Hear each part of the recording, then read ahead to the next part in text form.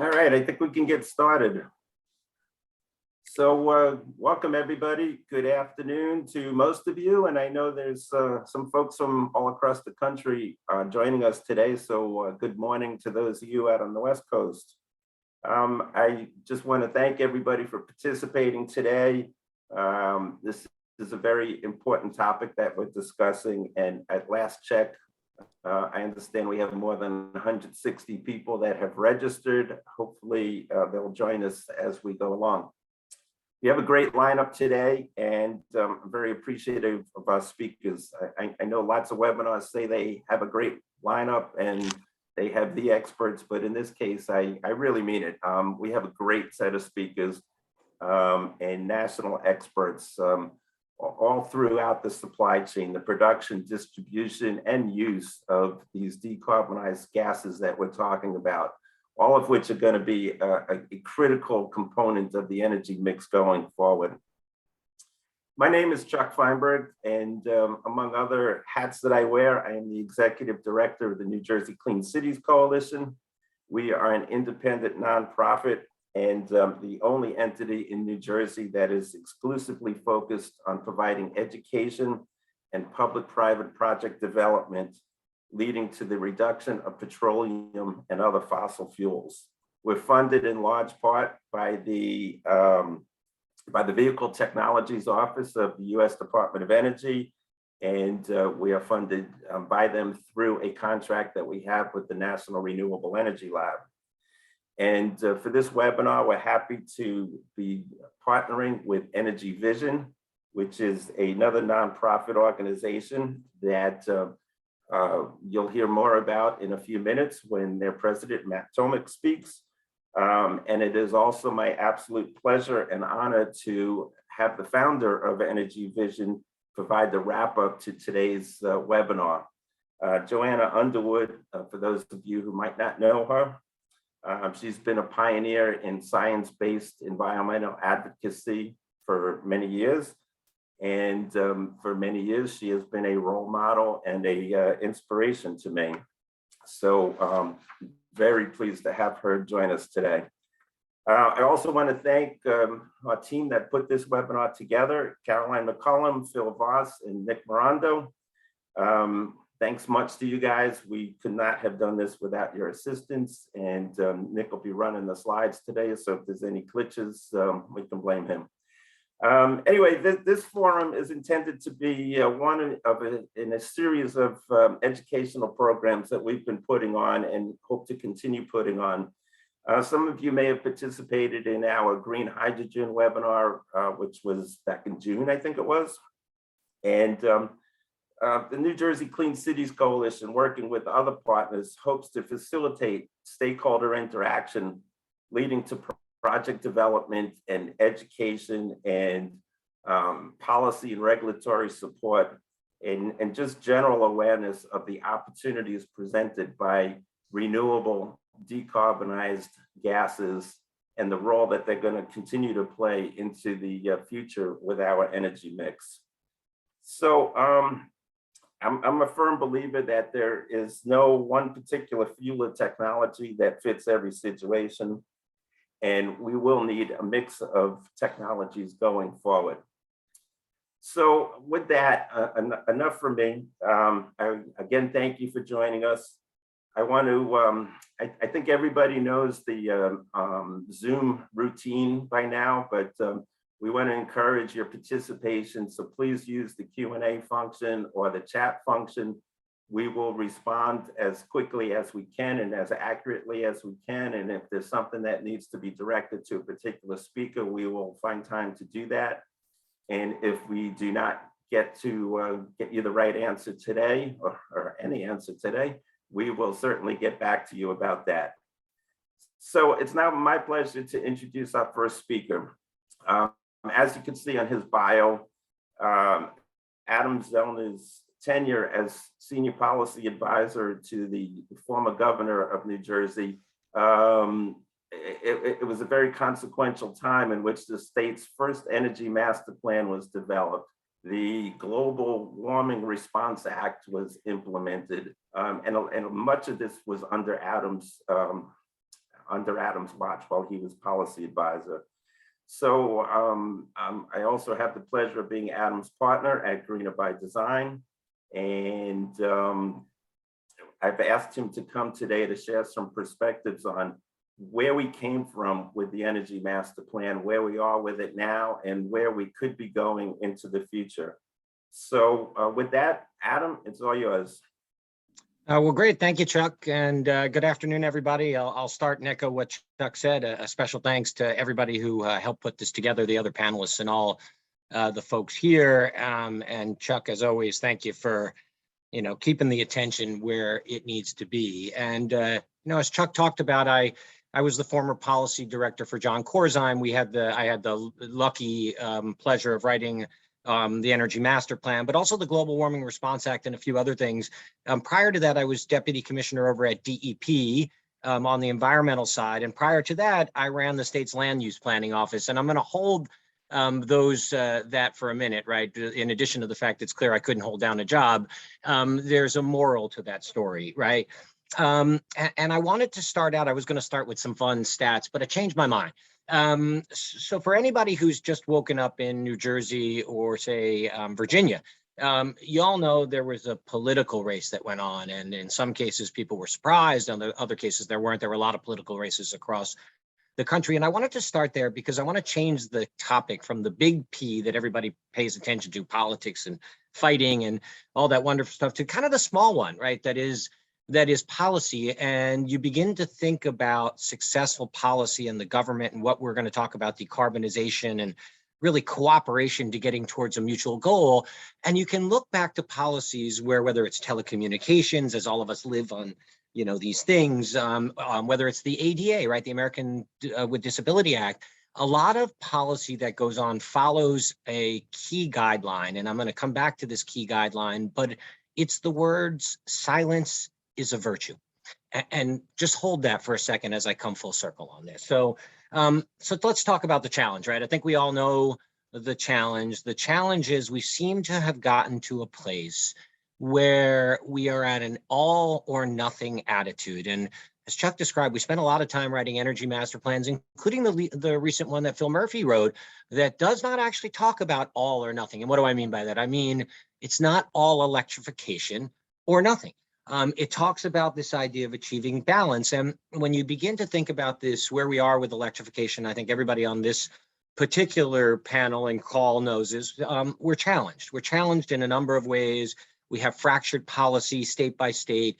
We're trying to absorb every sector at once. Transportation, your buildings, your office, everything is electrifying as quickly as possible. I often say at these things, right, you can't even go into a bathroom without the electric eye anymore, commanding that even electric controls the water and your ability to get it. And if you combine that with the idea that the electricity now needs to be more, this N+1, we're constantly needing power and data. They've merged together in a weird world. And you combine that with the fact that we want to absorb the transportation system. We want to absorb a bunch of other things. And one more thing, and forgive for those who've heard it, I'm also a professor at Rutgers for many years, so I'm going to forgive myself on the word dieselification. Some have heard that, it's made up. But we have this whole crashing policy of environmental justice and communities who are dissatisfied with their proximity to a lot of emissions. And so we're in a race to get rid of diesel in many of those communities, and rightfully so, for particulate matter, NOx, SOx, other reasons that are here. And what it leaves is this crazy perfect storm where we didn't have enough power to begin with as we electrify, and we need further reliance. We're electrifying more, but yet we're giving up on a lot of things in terms of what we're willing to invest in to make that electricity, moving to more less reliable sources, good sources, but not baseload sources. And the last piece of this is we are having this conversation about gas, right? And why we're here today, right? The how do we decarbonate? And what I think a lot of people forget when you think about this perfect storm of what we're trying to do, where we're trying to go, what we're trying to electrify, the fight over, community roles and air quality and all the other things, you think about the Northeast, you think about Vermont all the way down to the Carolinas, you think about February 15th and polar vortex day. And if we try and absorb and electrify all of that, I mean, it just compounds it to a place where you're truly fighting your own system, right? You can never win. And I'm going to add one more thing, this idea of the Home Depot effect, where every day houses are being built, gas infrastructure is being extended. And, you know, as I tell people, the gas infrastructure is an amazing infrastructure. It is almost at every house it touches, at least in places where we have gas. It's high pressure after many storms, so it's reliable more often now. It goes down to water heaters. It goes down to your stove. It goes down to so many different things. And this idea that many people today are out there buying, and many people on this call, I'll bet you, have bought new hot water heaters. And yes, they're more energy efficient. They use less gas, but they're gas. They bought new stoves. They bought new things. It's happening today as we're building out more homes. And what you're ending up with is this concept that you're going to look, and this is why I started a little bit with politics, you're going to end up baiting people into buying things, into making lots of investments, into doing lots of things. And all of a sudden, someone's going to come around and say, hold on, time out. I need you to throw all that out. I need you to get rid of all your investments because we're going to electrify everything. And never mind the incredible infrastructure, the number of substations, the number of wires, the number of transformers, the ugly side of power. Sorry for the utility people who like the lines, but they're not the most attractive things in the world. And I don't think people have thought about the amount of investment we're going to need to make if we try and do all this. Where with today, we have billions, if not trillions, of dollars worth of investments in gas infrastructure all over the place. It is literally everywhere. And so that, combined with the idea that the electric system is being pushed in a way, as regulations are being pushed in a way, to provide us with decarbonated alternatives. And what do I mean by that? Well, I think wind is probably the best example of that, because you have offshore wind farms being built. They're being subsidized in the electric system through ORECs. Those ORECs are clearly going to allow the wind folks to build 3,000, 4,000, 5,000 megawatts. And what are they going to do? I think we all know. At night, they're going to make hydrogen. They're going to be able to pump that into the transmission systems. They're going to be able to start to go to 10, 20, 30%. And back to that Home Depot effect, as the policy catches up, so equipment gets spec'd, and we start to change this dynamic. So we get in front of it so that we're not at odds with one another. We're not fighting one another in this all or nothing world of gas or electric, but we're working to decarbonize both sectors at the identical time. Wind makes hydrogen, wind makes electric, food waste makes renewable natural gas. We will be eating 10 years from now. I can almost guarantee we will have not eliminated food, almost guaranteed. And so we need to start thinking smarter, because as we go cross odds to one another, the costs mount up and the ability to implement it mounts up. And I'm going to go back to what I started with, this silence is key. I always think about my neighborhood and my neighbors, and they're nice people and they like the environment. They have children, and they, just like others, are concerned about global warming. They cannot go out and spend 20, 30, 40% of their disposable income to redo everything in their house, redo it all for the purpose of keeping up with a system that wants it to go all electric, when the reality is, if we were silent, if we did like we did before, if we replaced the gas with hydrogen and RNG, and we moved what we had to do together, you would have this cooperative effort of decarbonizing the whole system. And I'm going to close on this and turn it back, which I was thinking of the 1969 and the moon landing, and all the pain of procurement and the process we go to today. And right, could we have done it today, because everything has gotten so complicated? But one thing that struck me is, if you remember that landing, it was one small step and one giant leap, right? Man and mankind. And what I find in the world of politics, again, small p, is that when we ignore the costs, when we ignore infrastructure, when we throw things out, when we make it all or none, when we pit Main Street versus policy versus environment, what we end up doing is taking one small step forward and one giant leap backwards each time.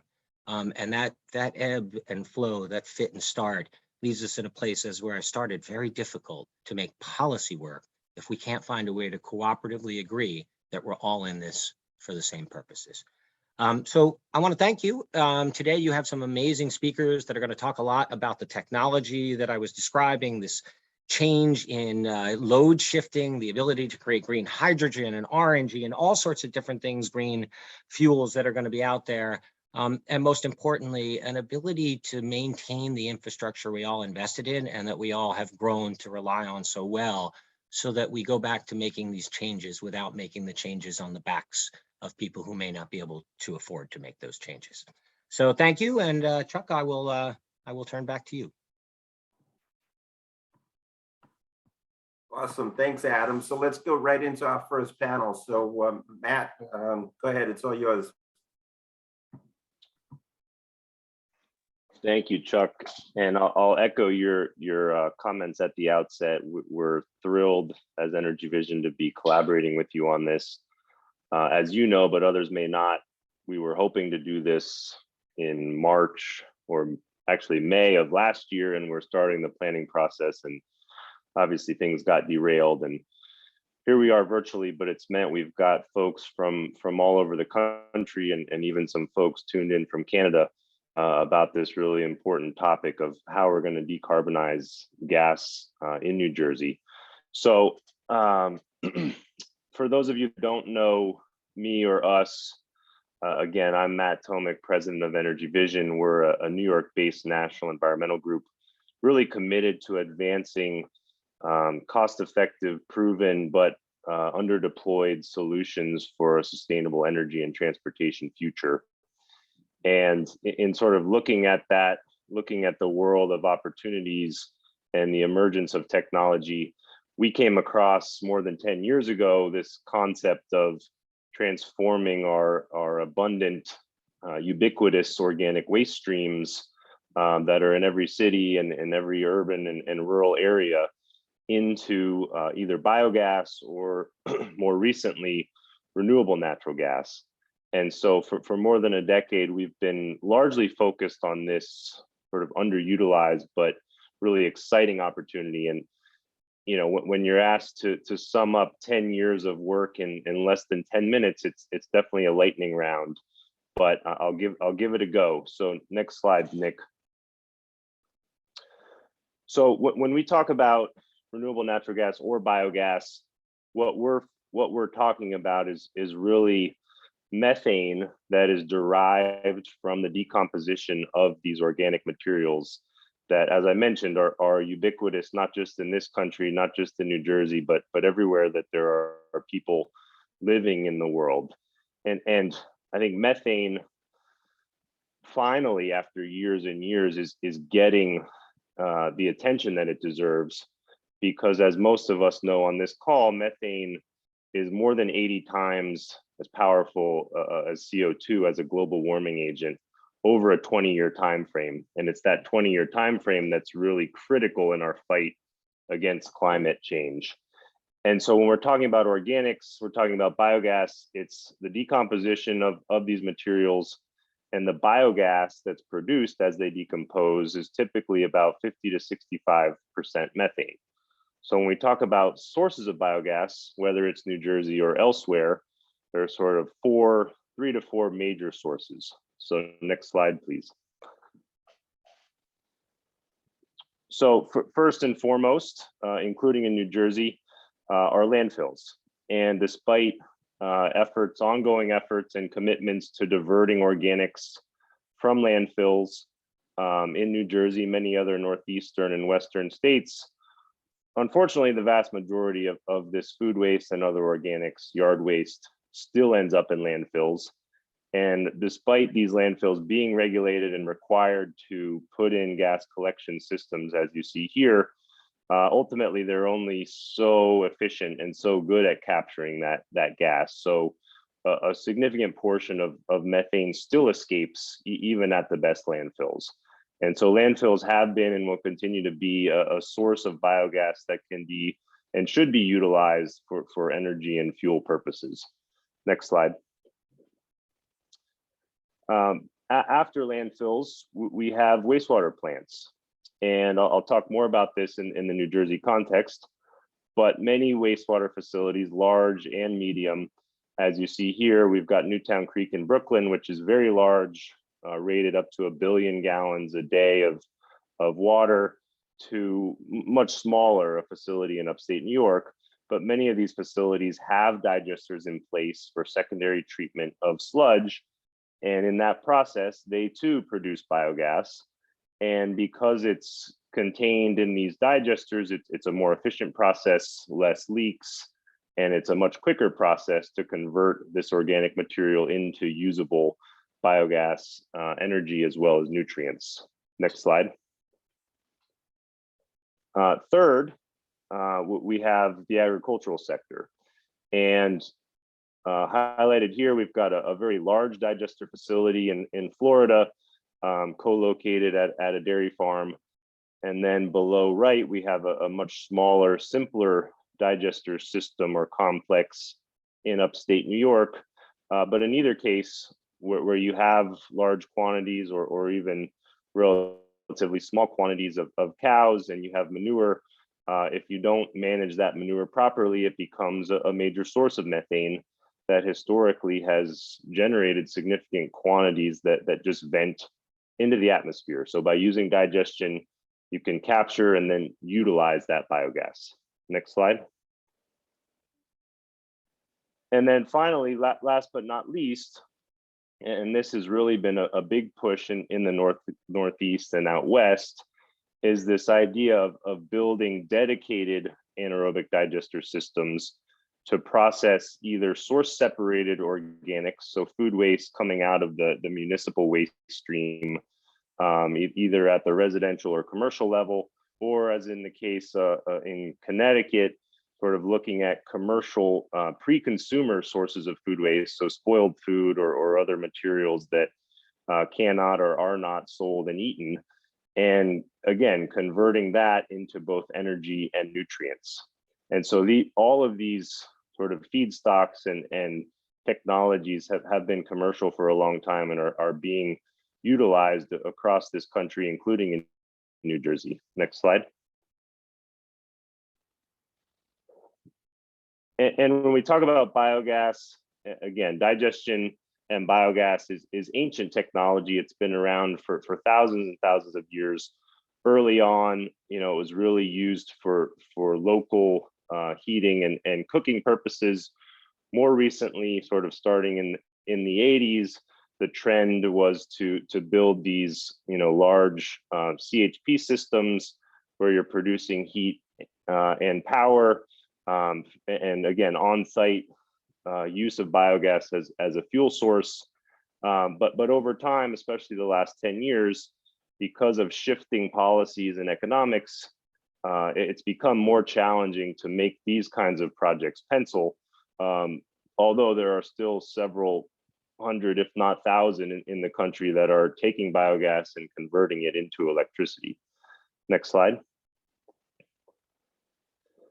And so the real push and trend over the past 5 years, as we'll hear a little bit more about, has been to upgrade or purify this biogas using one of 3 different commercial technologies where you essentially strip out the moisture and the impurities and the CO2, and what you're left with is a 95 to 98% pure methane stream that is then known as renewable natural gas or biomethane. It's essentially pipeline quality and interchangeable with fossil natural gas, which means it can be used for various end uses. Next slide. And as I alluded to, once it's upgraded and turned into RNG, renewable natural gas, it can be used for generating power for various industrial uses, for heating, cooking, cooling, etc., or as a source of transportation fuel in natural gas vehicles, utilizing existing natural gas refueling infrastructure. And more recently, there's been a big emphasis and push to sort of utilizing these feedstocks and sources of gas to produce other high value fuels like hydrogen or aviation fuel. And so that I'm not going to get into, but certainly lots of existing and emerging opportunities to utilize these resources. And when you're talking about digestion, particularly of manure or food waste, you're talking about life cycle emission reductions greater than 100%. So you see 300% reference here. That's in relation to primarily dairy projects where the baseline is methane just venting into the atmosphere at these large operations. And if you can capture that gas and turn it into RNG, you're avoiding the methane and then you're displacing fossil fuels on the back end. Next slide, please. So since 2016, 2017 at Energy Vision, we have been working closely with Argonne National Lab in tracking all operational and under development RNG projects nationally. You can see in the text below, in 2017, there were just 60 projects, most of those at large landfills. But as of the end of this year, we'll see more than 200 RNG facilities up and running, and an additional 120 that are under development. And I'll get into why that is on the next slide. So Nick, next slide, please. Oh, actually, I'm going to come back to New Jersey. So but before talking about the markets and the drivers, returning to the topic at hand today, in New Jersey, as a large populous state sandwiched between New York City and Philadelphia, significant volumes of material and gas already being produced that could be used to produce RNG. So based on some recent studies and assessments, the real low-hanging fruit here is the 7 largest landfills, close to 1.3 million tons of food waste generated annually in the state, as well as 22 large wastewater facilities. And so based on those feedstocks and sources and known existing proven technology, the potential in the state is somewhere close to 95 million gallons of diesel equivalent fuel. So the ability to displace up to about 10% of current on-road diesel consumption using RNG. And in doing so, that's somewhere on the order of 10,000 heavy-duty buses or trucks, and reductions in carbon emissions of about 850,000 tons per year. Next slide, please. And so to wrap things up, you know, that there are several existing and emerging markets. The largest, as I keep alluding to, is the transportation sector, given both the renewable fuel standard and state level low carbon fuel standards that really incentivize the production and use as a fuel for on-road vehicles. And that's really being driven in California, more recently Oregon and Washington, and hopefully soon in states like New York, where we're pushing for similar low carbon fuel standard programs.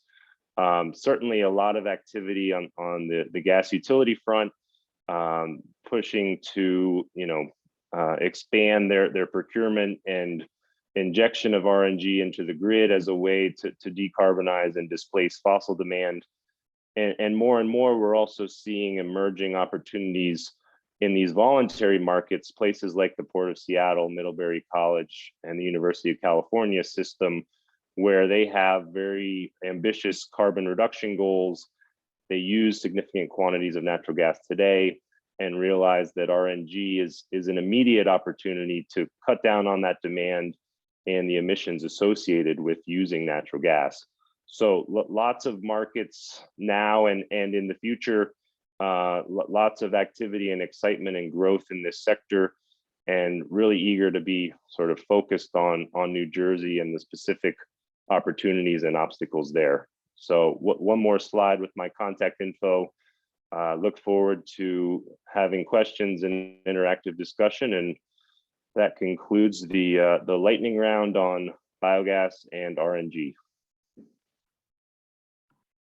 Yeah, great. Thanks, Matt. Let me just interject here just to remind everybody that this webinar is being recorded and it will be posted on our websites. And if we can distribute it to the participants, we will do that. And all of the slides from today will also be made available to everyone. So with that, Joanne. Thank you, Chuck. Good afternoon, everybody. For those who don't know me, I'm director of the New Jersey Fuel Cell Coalition. It's an ad hoc group that promotes the adoption of hydrogen and fuel cell technologies in the state, primarily through education activities. It's been around for about 5 years. After I retired from the Department of Energy in 2015, it was created, the coalition was created in 2016. I spent more than 20 years at the Department of Energy and Renewable Energy, most of that time in the hydrogen and fuel cell program. And I've also been honored to be appointed to the governor's New Jersey Fuel Cell Task Force, which advises the governor and the legislature on how to increase deployment of hydrogen and fuel cells to help achieve the state's clean energy goals. And our first report is scheduled for release in April of 2022. So I'm not affiliated with DOE anymore, and I'm not representing them, but I'm going to draw heavily from their information and data because they've been working in this space for decades, and they have, in my opinion, the most up-to-date analyses and data. So with that, let's move to the next slide. So hydrogen can be produced in many ways, and because of that, a few years back, a number of organizations developed a color code to categorize the production methods. And some of these color codings don't always agree, but what they do agree on is that brown, black, and gray are the CO2 emitting production pathways using coal and other fossil fuels as feedstocks. The pink, purple, and red categorize or classify hydrogen from using nuclear power via electrolysis. Depending on which one you look at, yellow is hydrogen produced by solar powered electrolysis or from grid electricity. So there's some inconsistencies there. A national grid has another color code. This one is from the North American Council for Freight Efficiency. This code has white hydrogen being produced as a byproduct of industrial processes, but National Grid has white hydrogen as naturally occurring geological hydrogen that is released through fracking, and there's currently no strategies to recover that hydrogen. But what we're more interested in, of course, is green hydrogen, which is made using renewable power, solar, wind, or geothermal, to power an electrolyzer and produce hydrogen from water. And we're also interested in blue hydrogen, where hydrogen is made from natural gas, but the CO2 is sequestered or repurposed. That's really an important transition, and possibly even a long-term approach to making hydrogen cleanly. Next slide. So hydrogen is an industrial commodity today. There's around 10 million metric tons produced in the US today per year. That's enough to fuel about 50 million light duty fuel cell vehicles. Most of that production, as you can see from the map, is along the Gulf Coast. This is data from the National Renewable Energy Lab. There's also 1,600 miles of pipeline, hydrogen pipeline in the US, again, mostly along the Gulf Coast. For comparison, there's more than 2.5 million, I believe, miles of pipeline, natural gas pipeline in the US. So scaling up hydrogen has a long way to go. And the largest users, of course, are petroleum processing and fertilizer production. Next slide. So the primary application for hydrogen is in fuel cells. Fuel cells are very highly efficient and scalable, so they can power almost any device. And when hydrogen is used, they're clean. There are no emissions, just water. So fuel cell deployment adoption has been increasing in the US, as shown on the left on this slide, primarily in backup power for buildings, microgrids, and telecom sites. The energy resiliency application there being the focus. And also in material handling equipment, forklifts used in warehouses and outside warehouses. There's quite a few in warehouses in New Jersey. And electrolyzers are being produced at an increasing rate. The maps show hydrogen production facilities that are either in process or have been built in the US, and then quite a few electrolyzer plants around the country.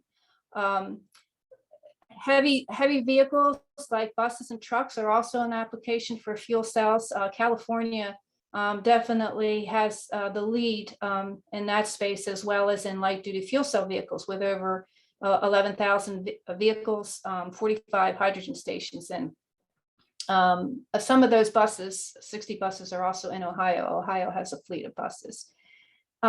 So fuel cells definitely increasing.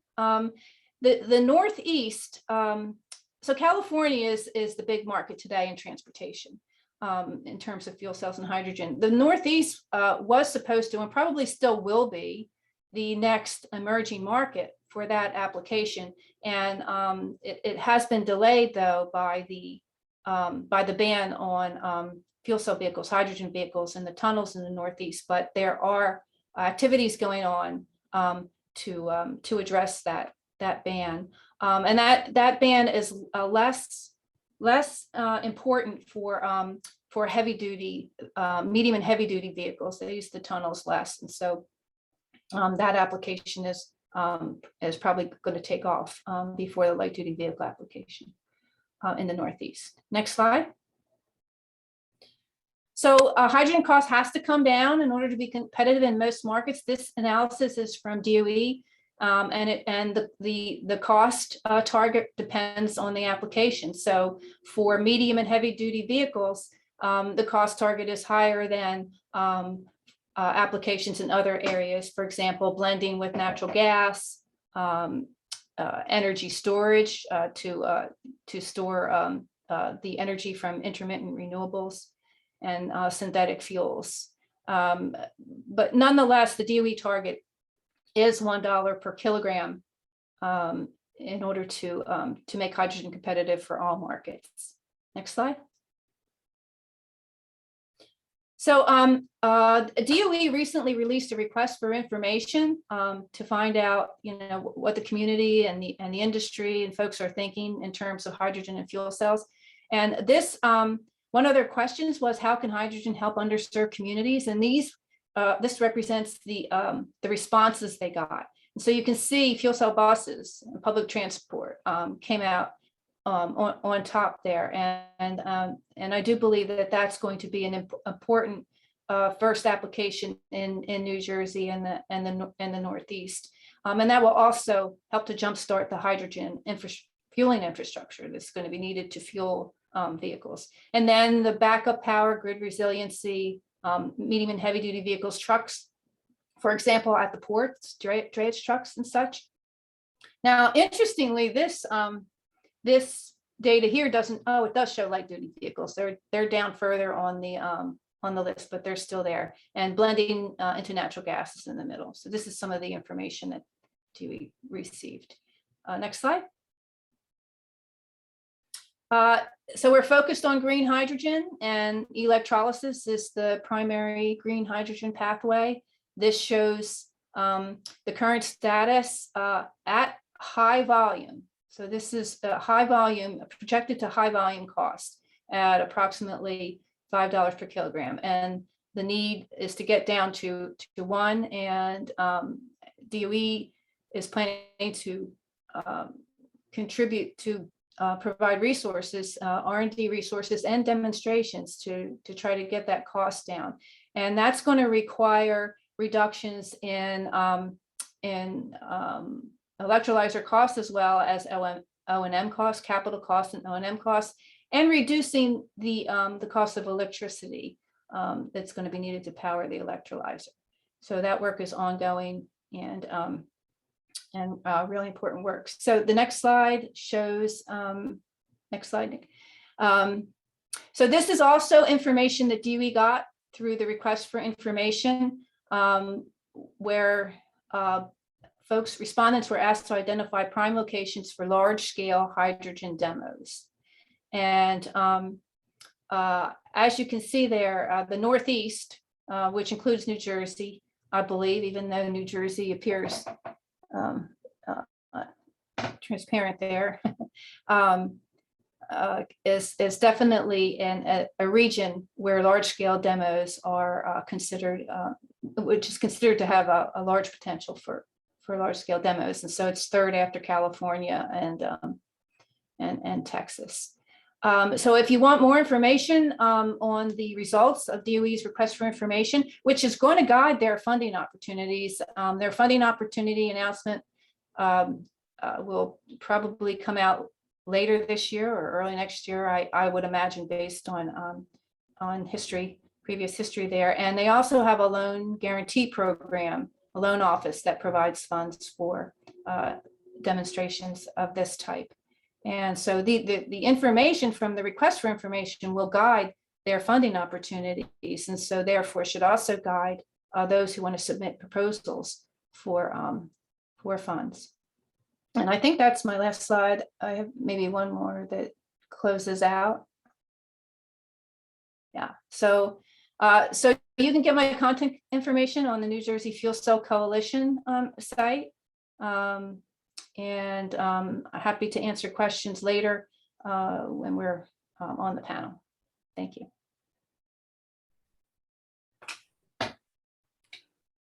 All right, Chuck, with your permission, I'll be moving forward. Thank you, Joanne. And we'll transition a bit from hydrogen to propane. And really specifically, we're going to talk about renewable propane. So let me just tell you, I'm Tucker Perkins, and I work for the Propane Education and Research Council. We often shorten that to PERC. But really today, I'm speaking to you on behalf of the New Jersey Propane Gas Association, which is very much in alignment with clean cities across the country, and particularly with Chuck and his group in New Jersey. So it's nice to represent you. And as I would say, you know, while we're in this war against fossil fuels versus clean electricity, I think there are a few fuels like propane and natural gas that actually are low carbon and great solutions for decarbonizing now. If you'll give me the next slide, I start really by talking about, you can go ahead and turn it. Yeah, thanks. I really like to start about carbon intensity because that's, you know, particularly while everybody is at COP26 and the conversation is strictly on climate and carbon, it's never lost on me that I'm not really apologetic for one moment about regular propane. You can kind of see the grid today in the US averages a carbon intensity of 165. The units are over there, but even the grid in New Jersey today is something over 100, about the same as diesel and gasoline.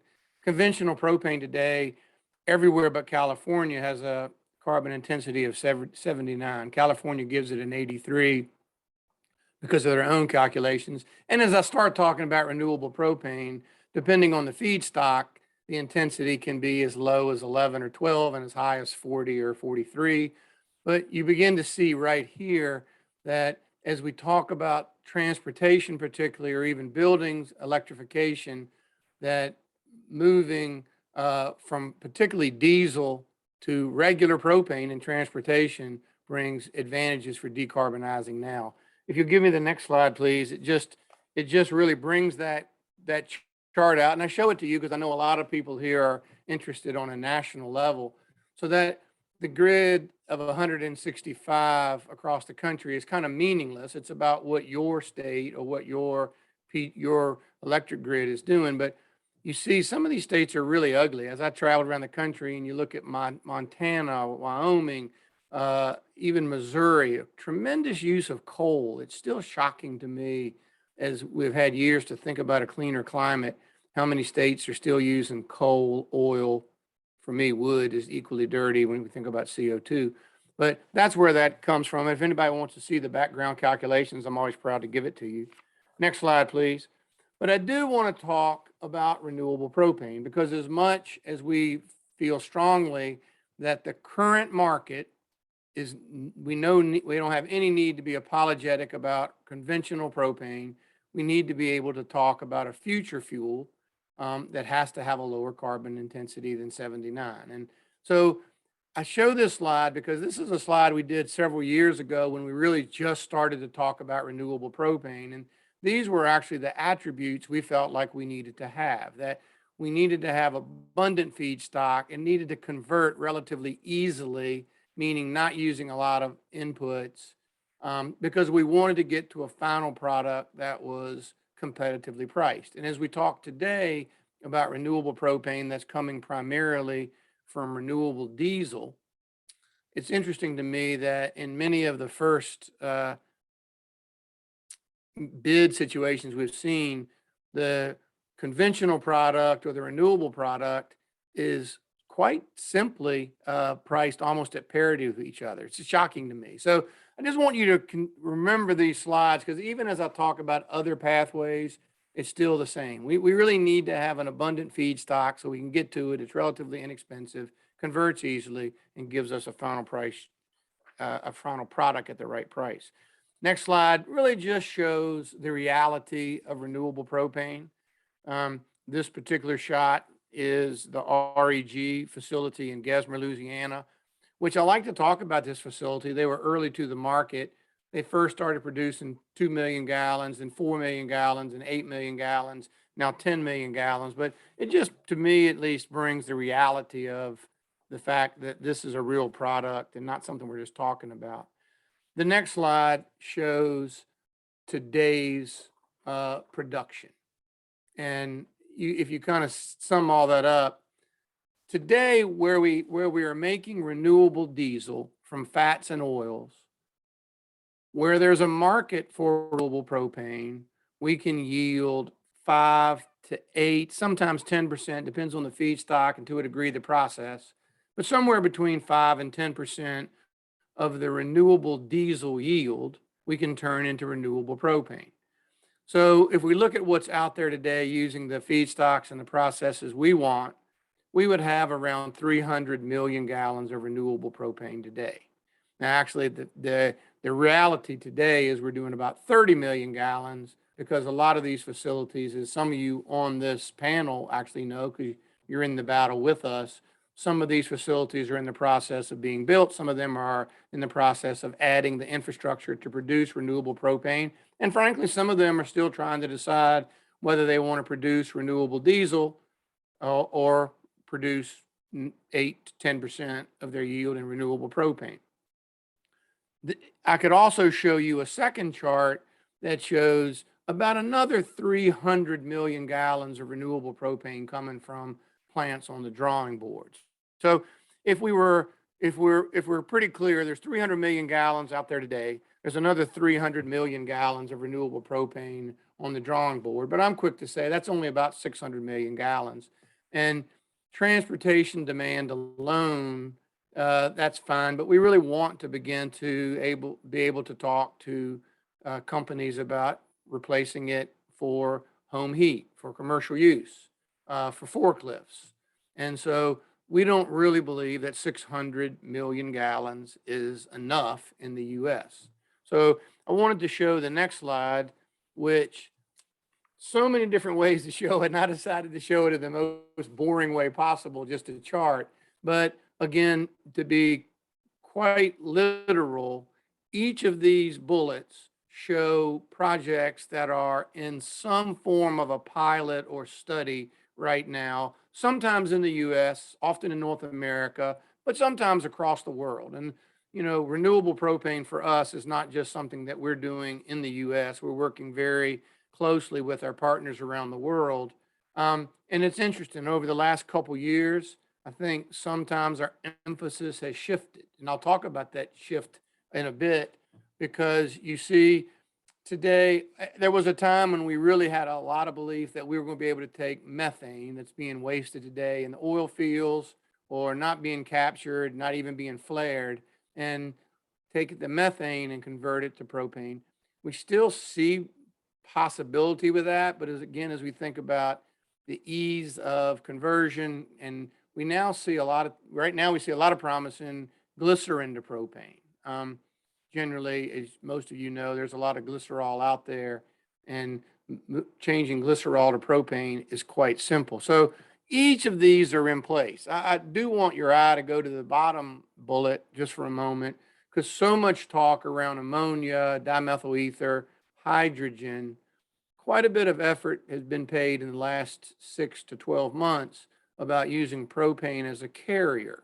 So propane and ammonia are amazingly similar. Of course, ammonia is fairly corrosive and not really fun when it leaks. But how would we use propane as a carrier of hydrogen, and then at the point of use, get the hydrogen out of the propane? So a lot of work here. And my only point in showing you this is, while these bullets haven't changed in about 2 or 3 years, I think the emphasis has changed as we really now begin to think about things like sustainable jet fuel. Probably not going to take sustainable jet and pull a stream off for propane, right? The market for sustainable jet is going to be 100% sustainable jet. So on a worldwide basis, we see this, but to be clear, we don't think that we're limited at all to just renewable propane from renewable diesel coming from fats and oils. We see, particularly today, some syngas options that give us really great hope. We also see a lot of glycerin to propane that gives us great hope. And then the last piece, if you'll go to that next slide for me, kind of want to show you where this all goes. We really believe, I use the word cocktail. I'll talk a bit about precision energy, but we really begin to believe that there will probably be a fuel blend that could very well have one of 4 components: conventional propane with its relatively low carbon intensity today, renewable propane, again, the carbon intensity could be anywhere from 11 to 40, but realistically it's in the high 20s, 25 to 30. And then now we begin to introduce renewable DME. And you'll hear it over and over about this competition for basically dairy waste, but the carbon intensity of renewable DME that comes from dairy is minus 278. So what you're looking at there is a molecule that we are actually running in transportation today, and the carbon intensity of that molecule is 0. We really know that we can go below 0. And when you couple this with some of the engine technology we are demonstrating right now, maybe a pretty exciting development for us, which has been loosely telegraphed, but Cummins and PERC are in a partnership with an engine, 6.7 liter propane engine, and its natural carbon intensity is cut the carbon emissions are cut 25% from the next best technology today.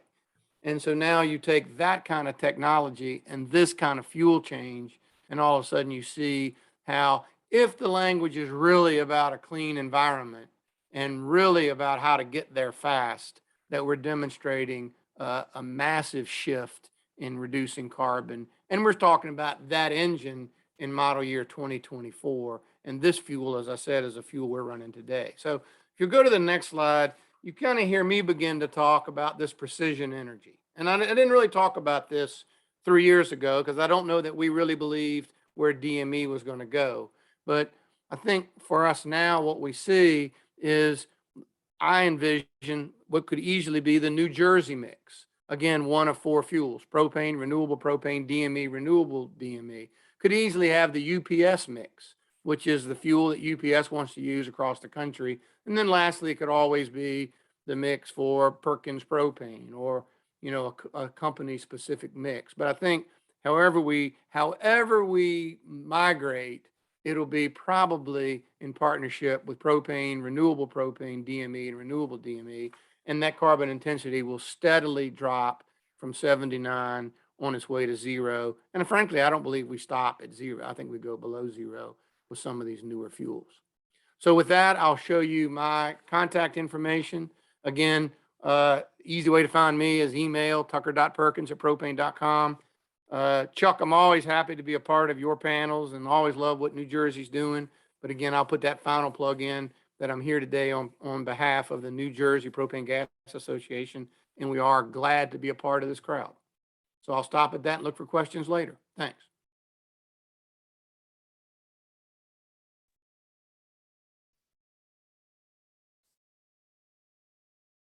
That's great, Tucker. Thank you. Let's move right into Andy Burnham from Argonne National Labs. Thank you, Chuck. I am Andy Burnham. I work at Argonne National Lab. Matt already somewhat plugged a little bit of what Argonne does. My team here at Argonne is a group of researchers who look at a wide range of different fuels and technologies to understand the environmental and cost impacts of transitioning to them. I'm going to talk about some of the things we do as a group and then things that I do specifically to support the Department of Energy's Clean Cities coalitions in helping people make good decisions about the costs and benefits of different technologies for specific applications. So we can go to the next slide. So the first kind of underlying tool that maybe you have even heard of is the GREET model that I wanted to show. The team here developed this in 1995, so it's been around a long time. And so when Tucker and Joanne and Matt were giving some of those carbon intensity numbers, almost all those have some root in the GREET model. So it is, kind of really the Department of Energy's gold standard for doing these types of analyses where we're trying to figure out what is the carbon intensity of this fuel versus that and doing these types of comparisons.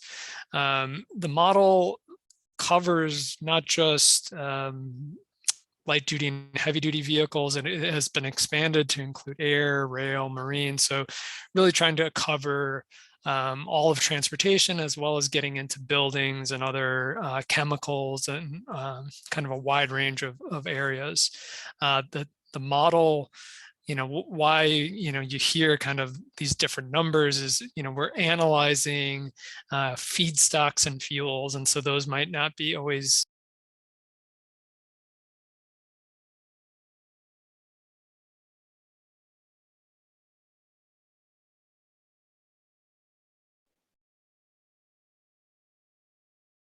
Andy, you're muted.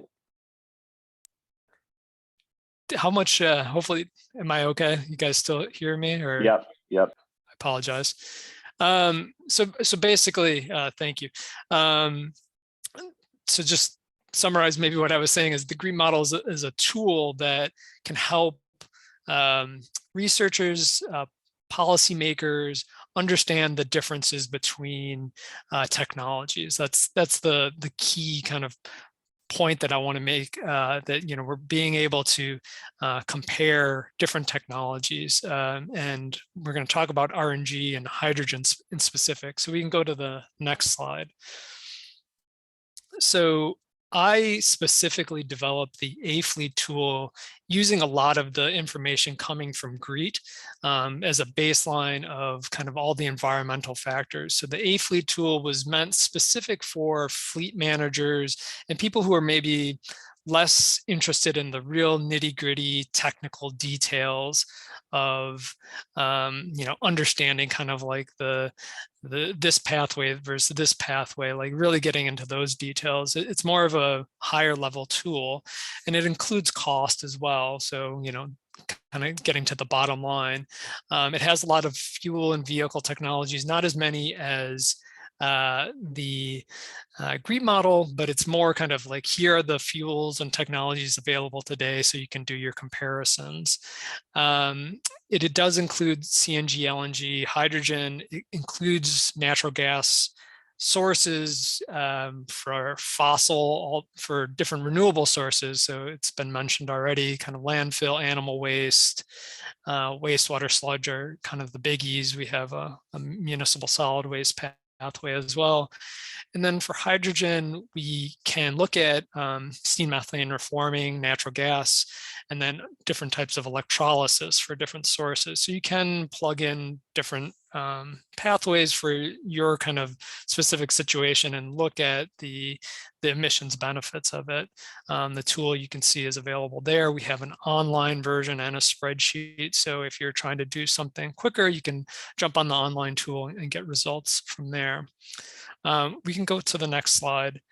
I just wanted to highlight, because again, we have like 30 different researchers, and I'm highlighting a little bit of the work that I've touched on. I've spent a lot of time on natural gas, but colleagues here have a lot of expertise in hydrogen well. So I wanted just to touch on a couple of, I think, interesting points, building off a little bit of what Matt were talking about on RNG and Joanne was talking about on hydrogen.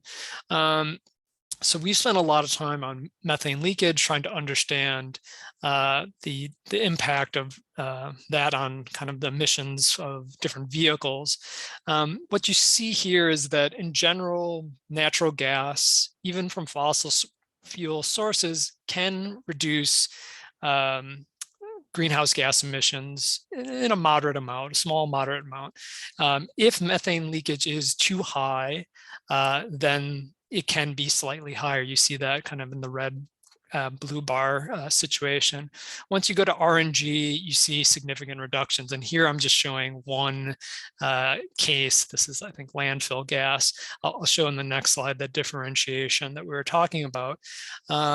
Here, yeah, once we go to, specifics of different pathways, it's already been touched on that you can get negative emissions that can be counterintuitive. Like, how do you get negative? And Matt touched on this is basically, what's your baseline? If you're just pumping methane straight in the atmosphere and then you start capturing it, you can actually, have negative emissions just by taking away from a terrible scenario. Basically, that's the long and short of it. The other work we've done on kind of RNG and natural gas has been on supply. So my colleague, Marianne Mintz, was kind of alluded to in Matt's work, where they're looking at where these RNG projects are happening. And I think just one thing just to be mindful is just, how much RNG is out there. And it's going to depend on, obviously, the state. And this isn't New Jersey specific study, but our focus of this workshop, but, kind of we've looked at it on a US basis, and that there's, about a potential for production of maybe 4 to 6 billion gallons of RNG on a diesel gallon equivalent basis. So that's, that's a lot of, that's a big number. What does that mean? Well, we use about 45 in 2020, we used about 45 billion diesel gallons for on-road transportation. So we're talking in the ballpark of, 10 to 15% of RNG could be covered by those sources that, we see here: landfill gas, manure, wastewater treatment, and potentially some, food waste and fat, oil, and grease can also supplement that. So it is not insignificant. It can, really make a difference. And I'll go to the next slide just to touch on hydrogen, what we've done here. So my colleague, Amgad El-Gawani, is one of the leading researchers on all things hydrogen. He has looked at both hydrogen cost and hydrogen greenhouse gas implications. And so in this slide, I just wanted to show you some of his recent work looking at different heavy duty applications of hydrogen fuel cell vehicles. And so the black bars show diesel, and then the other bars show different types of hydrogen fuel cells using different feedstocks. And what we see kind of on the left-hand side is that when we have duty cycles of vehicles that are stop and go, we see the pickup, and P&D is pickup and delivery box truck, or a transit bus that has, basically an urban city cycle. We see pretty significant benefits even using kind of a SMR, natural gas, based hydrogen. Once we start using more and more renewable, the reductions get larger and larger. Of course, we can get to basically zero emissions if we use renewable hydrogen. The challenges as when we get to more highway cycles, like a Class 8 long haul truck, the reductions are less because hydrogen fuel cell vehicles they really have benefits really in those, city cycles, but diesel actually does pretty good in highway cycles. So it's really important to understand, what application you're looking for, both for natural gas vehicles and heavy duty, to look at like where the benefits are. And then kind of I won't say the wet blanket part is, but what Joanne was mentioning of, like, as we want to push towards renewable hydrogen, really the key thing is, reducing production costs. So DOE has set that goal to get down to $1 per kilogram. Joanne showed this as well. Natural gas SMR production is about $1 to $1.50 per kilogram. For wind, it's about $2.50 to $4.50 per kilogram today, and solar's $3.50 to $7. So we have ways to go. Department of Energy, is really pushing towards this, and we're making, that effort to really get to low cost RNG and low cost hydrogen to, increase the supply of low carbon, fuels. So I'll leave it at that and leave questions to the end of the panel. Thank you very much.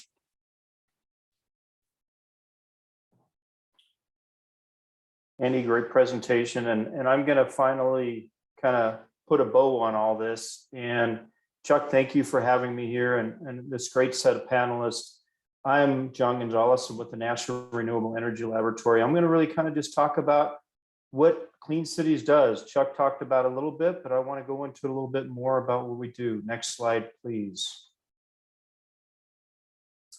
And I have this first one is driving disruption. I really believe that Clean Cities, this disruption that we're talking about is moving away from gasoline and diesel and looking at the different alternative fuels. And that's really what Clean Cities does. It drives us to look at these alternative fuels. And there's a lot of fuels within this portfolio that I'm going to show on the next slide that really talks about how we can start decarbonizing our fuel sources. And these are really the fuels here that we talk about through the Clean Cities Network. These are the different fuels from biodiesel to electricity to hydrogen, natural gas, propane, ethanol, and the different variations within those, within renewable hydrogen, renewable natural gas, renewable propane, all those different things. But the one thing we're all talking about here is reducing our use, but also replacing our dependency on the traditional fuels, gasoline and diesel. Tucker, I'm going to steal something from you. You said earlier, not even on this call, but what I read earlier was we really don't believe there is a silver bullet. I think everybody kind of talks about electricity and driving towards the electric market. I like what Tucker said is it's more the silver buckshot. We're looking at all the different fuels as opportunities to really move our transportation forward in a much cleaner in a much lower carbon fashion. Next slide, please. And the ones I really kind of are focusing on as far as this meeting goes is, we talk about electricity and we talk about its carbon intensity and we know it comes from different sources. So we also want to look at the other fuels that are out there too. We don't just have electricity, we do have natural gas and renewable natural gas. It's been spoken about here several times. We have renewable propane along with conventional propane that has very good carbon intensity. And then also hydrogen, which is another fuel that we're continuing to move forward. And also Chuck had his great presentation back in the summer on renewable hydrogen as far as how can we do that as well. So there's a lot of ways that we can start reducing our carbon intensity without going into just one complete solution. We believe there's multiple solutions out there. Next slide, please. Also, we want to remember that there's been a lot of investment put into these different corridors for all the different fuels. Electricity, we're building that up, as we know. There's more being built on the hydrogen side, not as fast as I think we would like, but it's definitely moving forward. There is a strong propane, natural gas, and also there is an LNG infrastructure as well from a corridor standpoint. So there's multiple options that folks can look at when you're looking to decarbonize your fleet and to really help pull us away from the traditional fuels, gasoline and diesel. Next slide, please. And really, I like to talk about Clean Cities. That's kind of what part of my role at the lab and working with Chuck. It's really a complementary framework, what Clean Cities can do for you. It brings a lot of information. Like Chuck said, they're an information resource. They're a local partnership. Also, they have access to the national labs, like folks like Andy, to do some technical and problem solving to help you understand and gain better information regarding your fleet and your application as far as how these alternative fuels can really help you do things that you want to do from an environmental standpoint within your organization. So Clean Cities they're locally based. We are the National Renewable Energy Lab, which we represent the entire United States. Chuck is representing New Jersey. And please understand that feel free to look for your coalition in your area, because they are there to help you with some of these issues that you might run into. Next slide, please.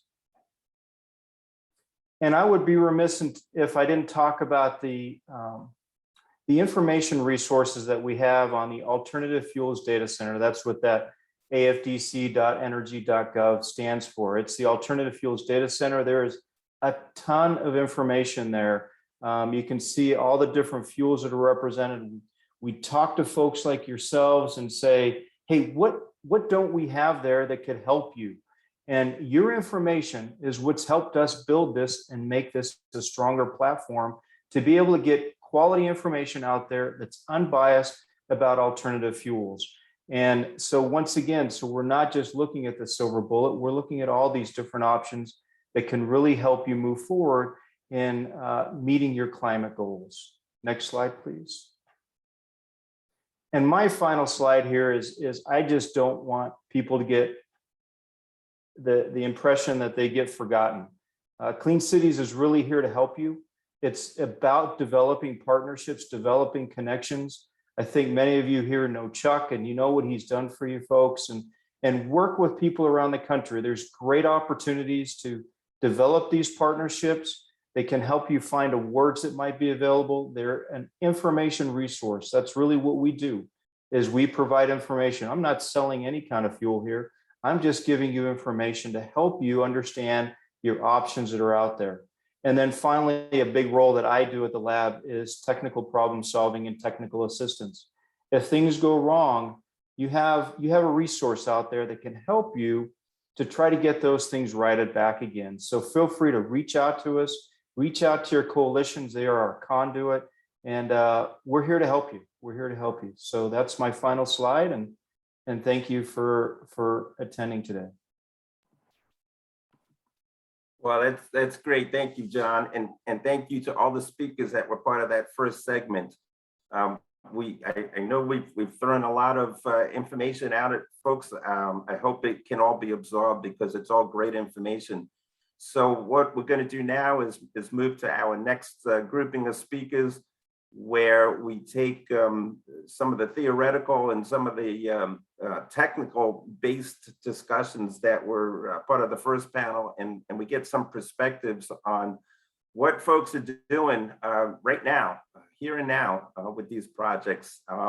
So we have a private sector perspective from Dan Hagan of Waste Management Organics, and a utility perspective from Mark Karras. So Dan, I'll turn it back to you.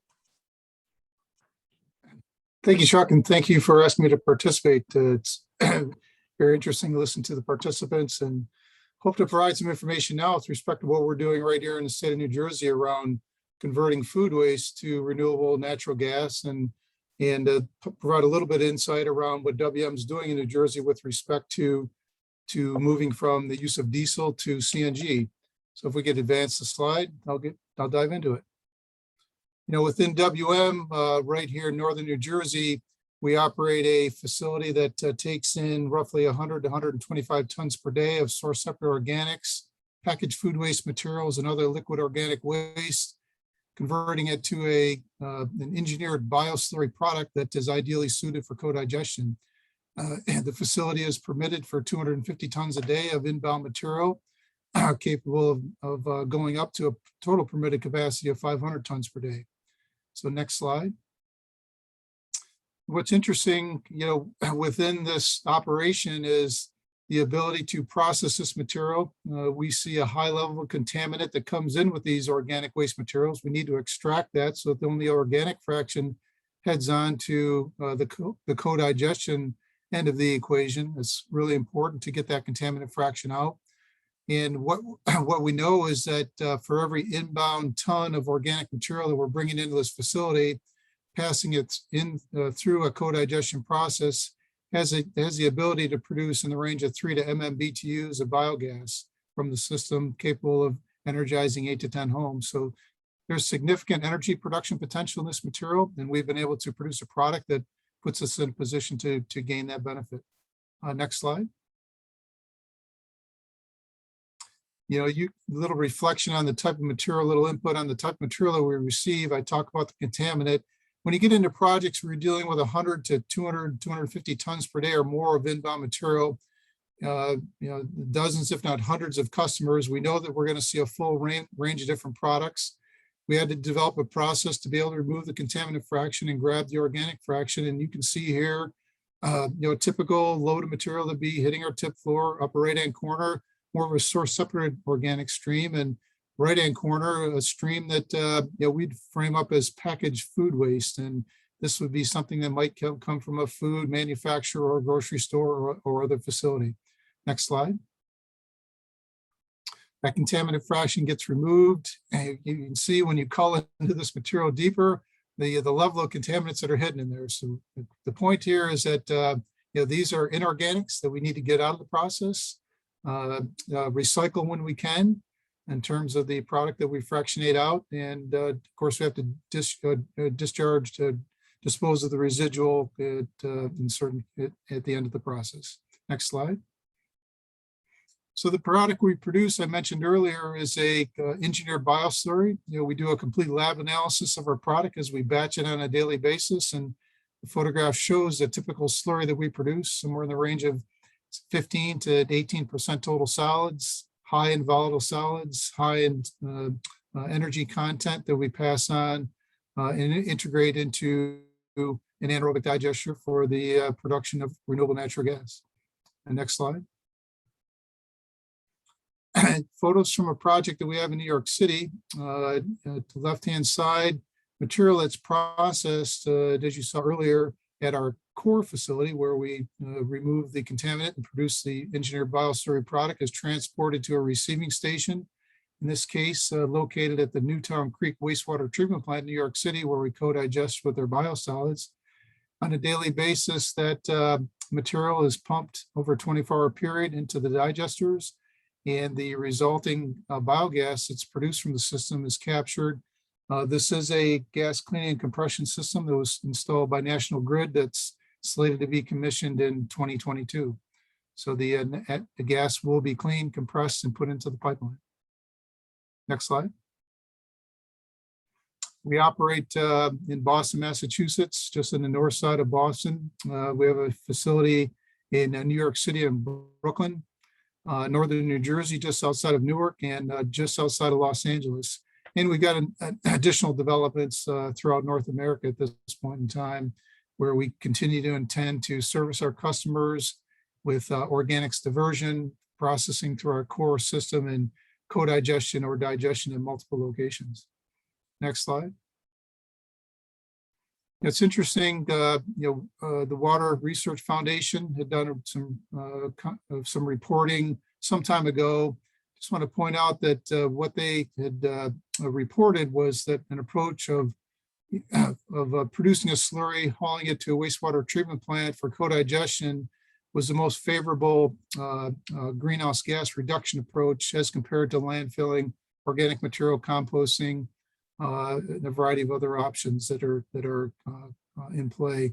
And I just want to point out too that in New Jersey, WM has 224 CNG vehicles, fueling stations in Camden, Trenton, Matawan, and Toms River, and we'll be adding more in Lafayette and Woodbine in 2022.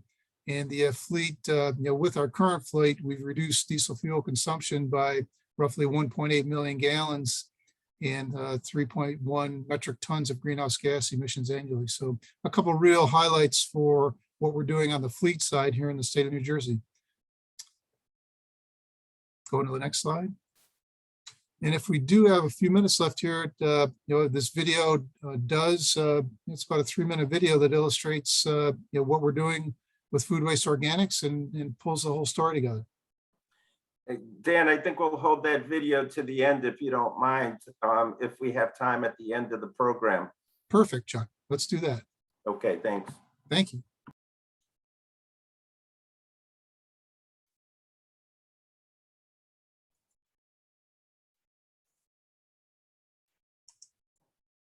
Hi, All thank right, you very much. Yeah, go ahead, Mark. Dan, thank you very much. I'll pick it up from here.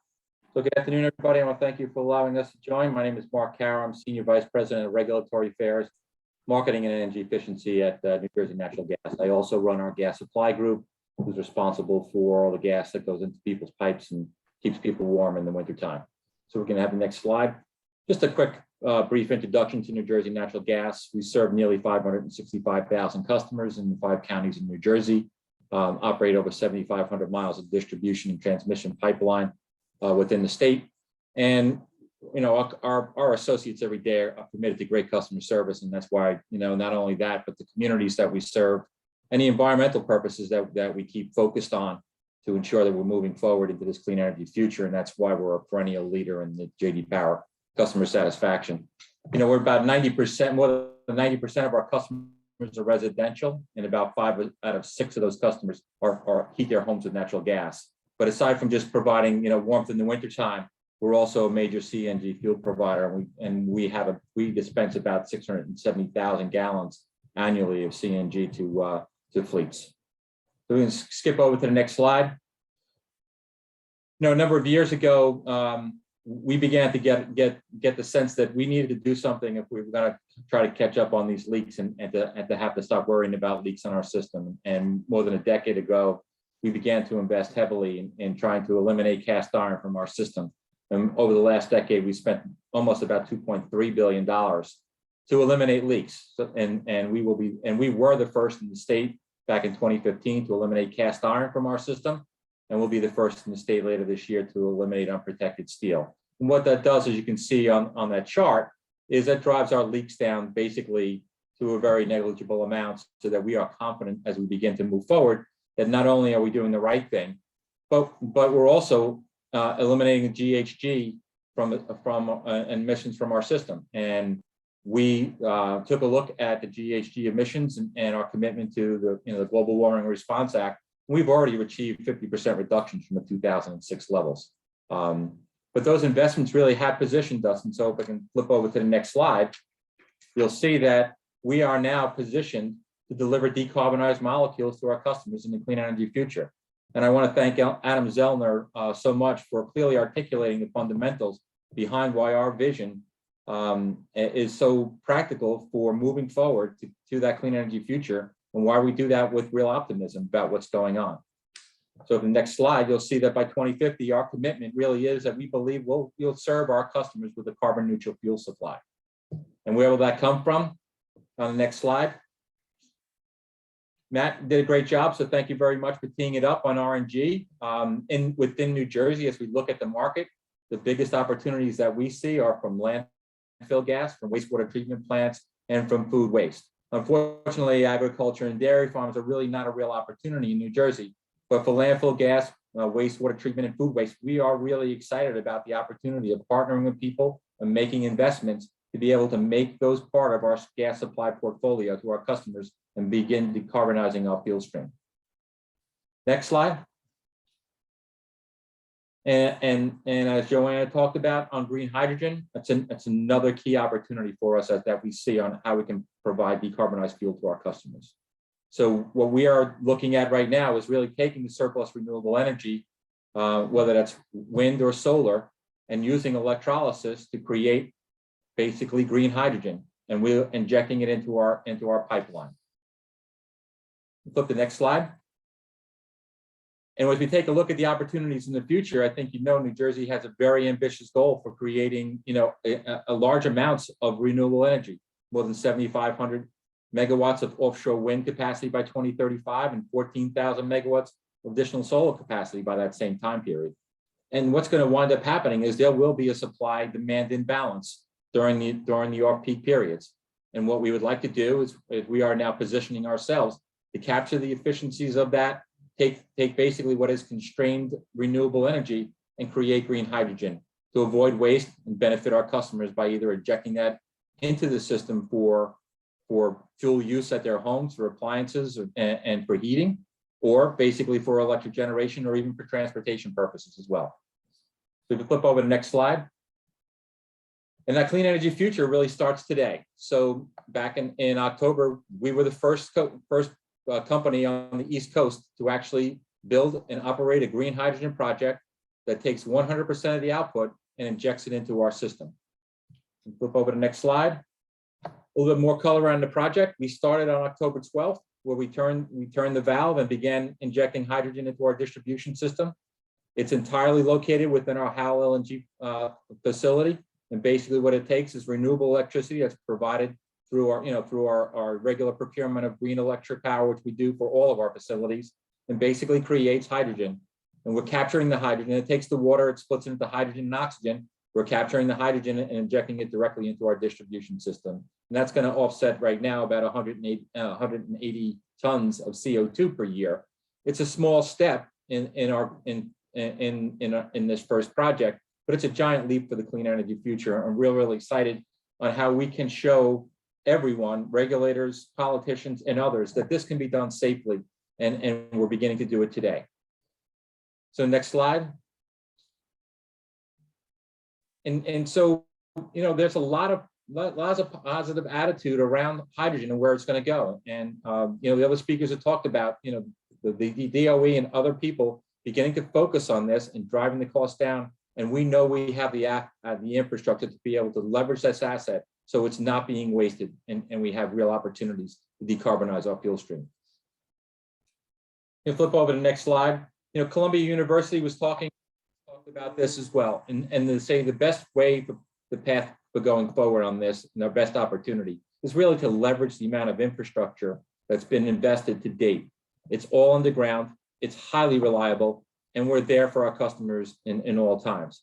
We're not as impacted by weather impacts as our brother in the electric industry are, because generally they're above ground. And so our highly reliable system can be repurposed for that. So what's the great thing that needs to be done? Well, I think, as you saw very clearly, we were benefited by our regulators, who enabled us as partners to begin to accelerate the removal of cast iron and unprotected steel from our system, to be able to reduce fugitive emissions and begin to deliver these carbon neutral fuels. The second thing is we're being able to invest to produce those fuels, but we'll also be investing as well in other investments like carbon sequestration. And there's no better example of that we talk about, which is our carbon climate initiative, where we're partnering with the Nature Conservancy to invest in the restoration of saltwater tidal wetlands, and basically in the Barnegat Bay. And we launched that program a few months ago, and we're really excited about it, because that's another way of being able for us to achieve lower carbon emissions within our environment. So I'll wrap up with this last slide. And basically, we have been very fortunate to have great regulatory commission that supports us.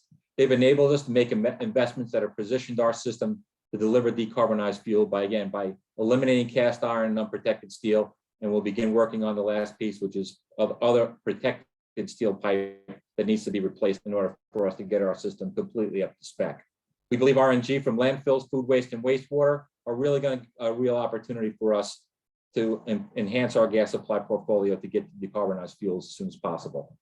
We're excited about the green hydrogen project and looking to grow that in the future, specifically as more renewable generation sources become available to us. We'll be able to leverage lower cost power to do that on a more economic basis. Green hydrogen, again, can be deployed in a number of ways, not only for gas system for end use, but also for long duration renewable power storage. And all of these decarbonized fuels can be used not only for home heating or appliance use, but also for transportation purposes as well. We're excited about this new clean energy future, and we're looking forward to being a major part of it and making New Jersey a better state to reside for our customers. So thanks very much. I appreciate the opportunity to share these ideas with you today and to participate in this panel. Great, thanks, Mark, and thank you, Dan, also. So I think we're going to forego the panel, at least for now. We're running a little bit behind schedule, and I want to make sure we have plenty of time for the next set of speakers to talk about that case studies. But I think we could take a minute or two right now. If Caroline or Matt, if you could tee up the Q&A and the chat questions and comments, and let's make sure that we have all of them responded to. So if you want to do that right now, let's take a minute or two to do that.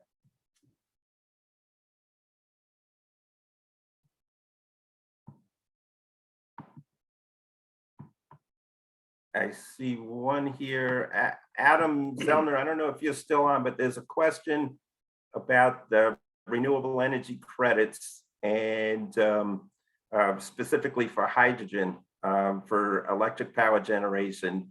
Do you see that happening? Well, first of all, let me know if you're still on. If not, if anybody else has any opinions on that, please chime in. Guess not. Mark Hara, jump in. Yeah, I think that one's a little tricky. Go ahead.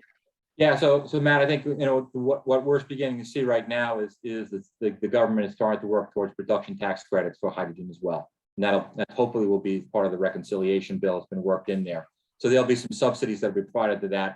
But with respect to RECs, we have not seen or heard anything yet as of right now. All right. Well, something to keep an eye on as this continues to develop. Yeah, two other, I think, simpler questions. One from John: does hydrogen gas need to be mixed with other fossil fuels to work? So that I guess would be another good one for for this panel or for Joanne.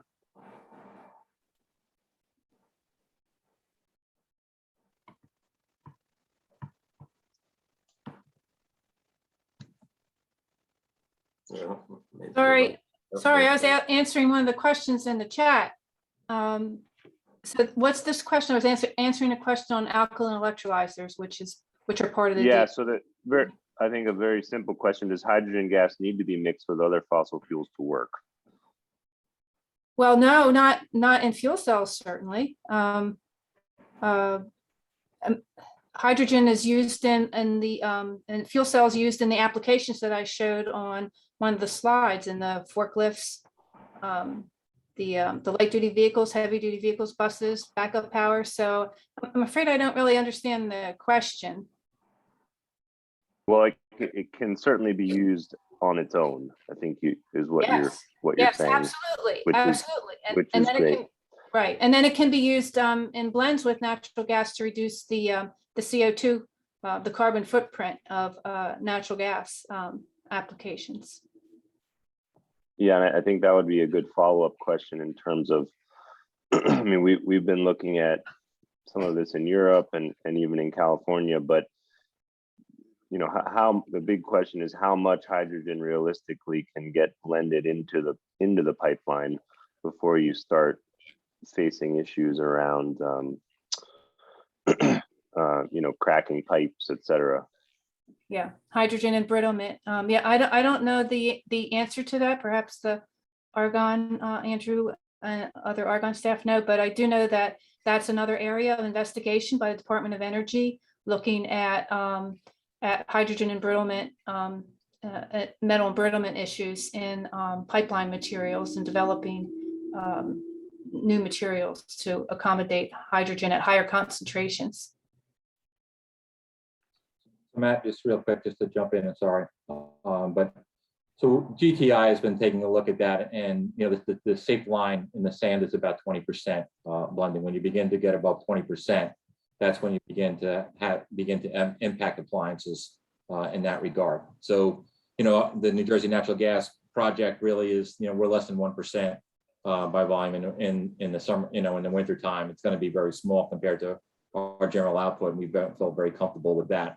But again, it's the whole aspect of what the company's specific strategy is. There are other utilities that are looking at this to really kind of create hydrogen hubs where their hydrogen projects will be designed around whole communities. And that in Europe, you're starting to see that in Europe as well.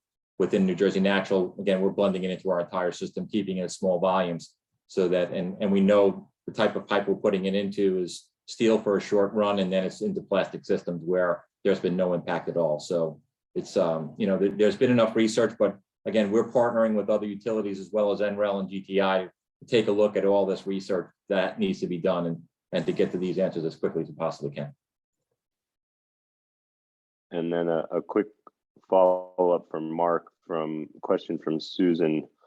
What percentage of your current gas supply would you be able to meet with RNG? Is that something that has been looked at for your particular network? Yeah, so we're looking right now as to see how much we can, looking at the market potential. Right now, the volumes for RNG are basically the biogas has really been used for generation. Some of those are being now repurposed to RNG, and we're beginning to see as much as we possibly can. You know, there are certain projects that can get almost 3,000 decatherms a day out of a landfill, you know, and anywhere between 50 to 150, maybe even 200 out of a wastewater treatment plant. So, you know, clearly the landfills present the greatest opportunity. We're trying to move that as quickly as possible. You know, we send out about 50 billion cubic feet of gas a year, so it's going to be small in the earlier years, but we're hoping to get that percentage up as quickly as possible over the next 5 to 10 years. And then 2 questions from Michael. Start with the second one for Andy. Does AFDC have analysis on power requirements to create renewable fuels measured against renewable fuels energy densities?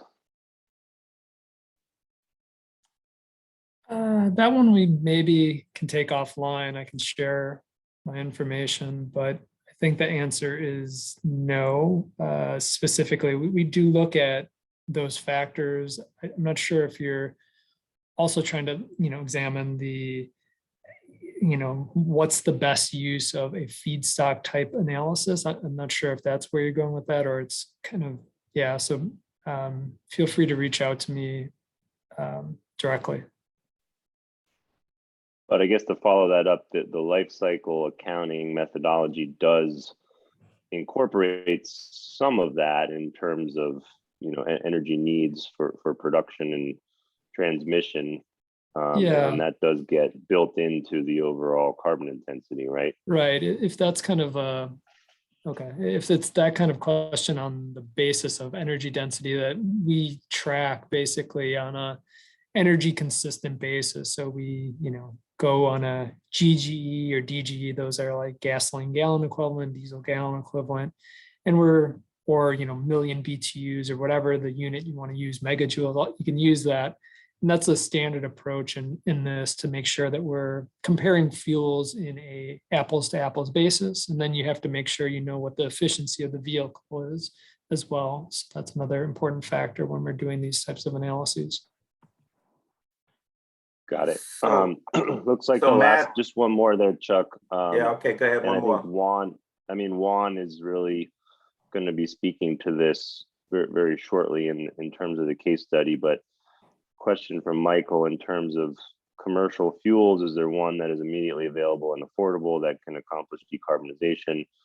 You know, speaking from the RNG perspective, you know, that is certainly a commercial option today that, at least as we understand it, is being made available at parity to fossil natural gas, and even in some cases at a discount, given the you know, the incentives available through the renewable fuel standard and state level low carbon fuel standards. So, I mean, certainly yes, and somewhat dependent on the fleet application and fuel use. But I think Juan can speak more in more detail about that in terms of Manhattan Beer's experience. Yeah, that's a great segue. So let's move into the next segment, which is case studies and presentations by people that are actually living with decarbonized renewable gaseous fuels, right now, and we'll speak to their experience. So first up is Juan Quasino. Juan?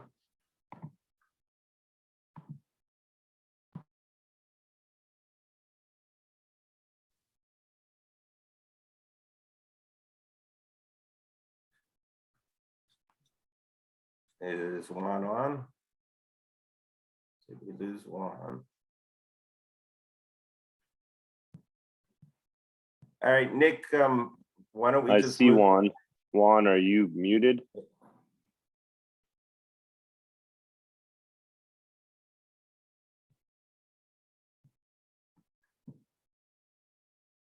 He's talking, but We're not hearing it.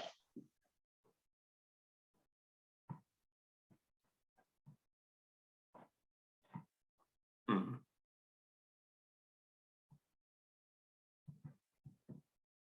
Wouldn't be a webinar without some technical difficulties.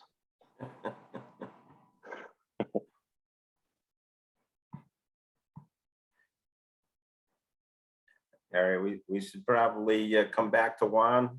If we could move on to Rick Dovey. Sure.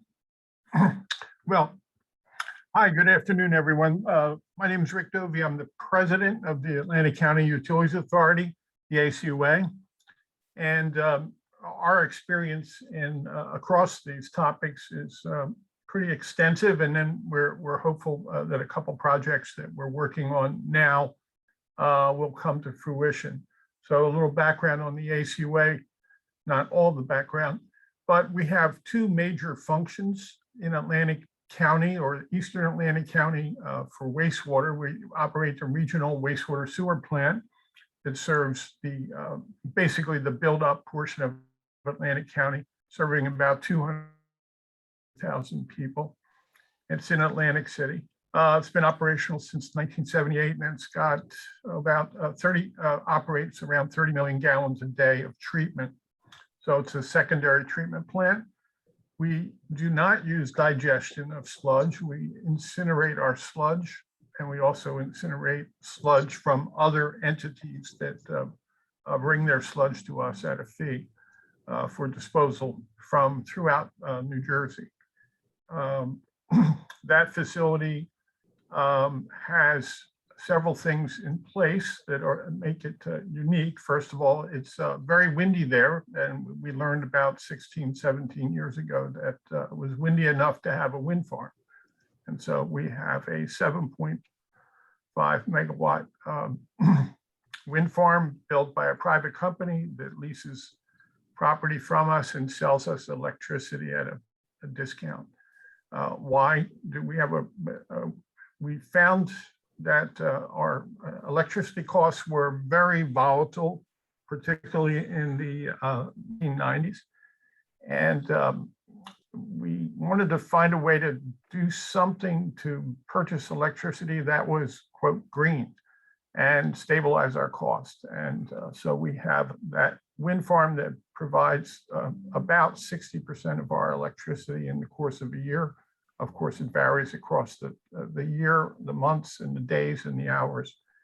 The other 40% is sold to the grid by the owner of the plant. The current owner is Leeward, a large national fleet owner of wind farms. It's been very beneficial, over almost $7 million in savings in electricity costs for the ACUA at no cost or risk to us. We didn't pay for it. We don't insure it. We don't maintain it. So it's been a very beneficial, both financially and, of course, the impact on the reduced impact on the environment and emissions, where the source of our electricity is much better. We also have a solar array, or a series of solar arrays, that was one of the first ones in New Jersey in the early 2000s, one of the larger ones. That is owned by us, and we maintain that. And again, it provides about 2% of our power at the wastewater treatment plant. And the other part of our operation is solid waste, located at our mainland campus, so to speak, where our solid waste facilities are located. So we operate a landfill. We receive about 330,000 tons a year of waste. We also have a compost facility for yard waste and vegetative waste that operates separate. We have a recycling processing center that we receive all the recycling in Atlantic County, or most of it, I should say. And then a very large part of our operation is we collect trash and recycling and yard waste in just about every municipality in Atlantic County. And we also collect recycling trash in Cumberland County and recycling in one municipality in Cape May County. So we have a large fleet of trucks. So my first introduction to to compressed natural gas came through Chuck and the Clean Cities program. When we were looking to bring our fleet, our trash collection fleet, which we now have over 65 trash, what you would call trash trucks, those are all CNG, or 87% of our fleet is CNG at this point. We also have pickup trucks and other work trucks, both in wastewater and solid waste, that we utilize CNG. We have our own CNG station that we own. We're obviously the larger user of that station, but there are other outside entities that utilize and buy compressed natural gas from us. The supplier of natural gas is from the local gas company, utility in South Jersey, serving our area, South Jersey Gas. And we also, at the landfill, have had for almost 18 years, a landfill gas to electric project. So we're extracting the gas from the landfill, and through our third party, our partner, a subsidiary of South Jersey Gas, that has been turned into electricity over that period of time. And as was discussed earlier, sort of the economics of generating electricity from natural gas and the operational issues have increasingly decreased over that period of time, where we used to see about a net benefit of almost $1 million a year to the operation of the ACUA budget. That's decreased dramatically. So we have just finished and concluded a sort of a redo of our agreement with South Jersey Industries, their subsidiary, where we are going to transition to renewable natural gas.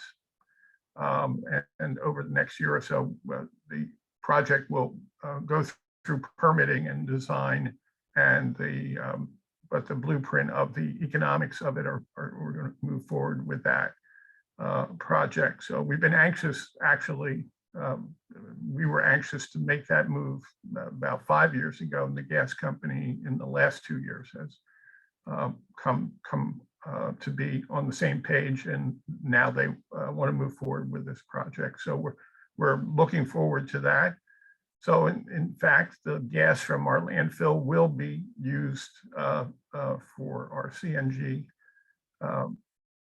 fueling for our own purposes, and will also be bled into the natural gas system of South Jersey Gas. There's a large pipe that goes right down adjacent to our property and our location.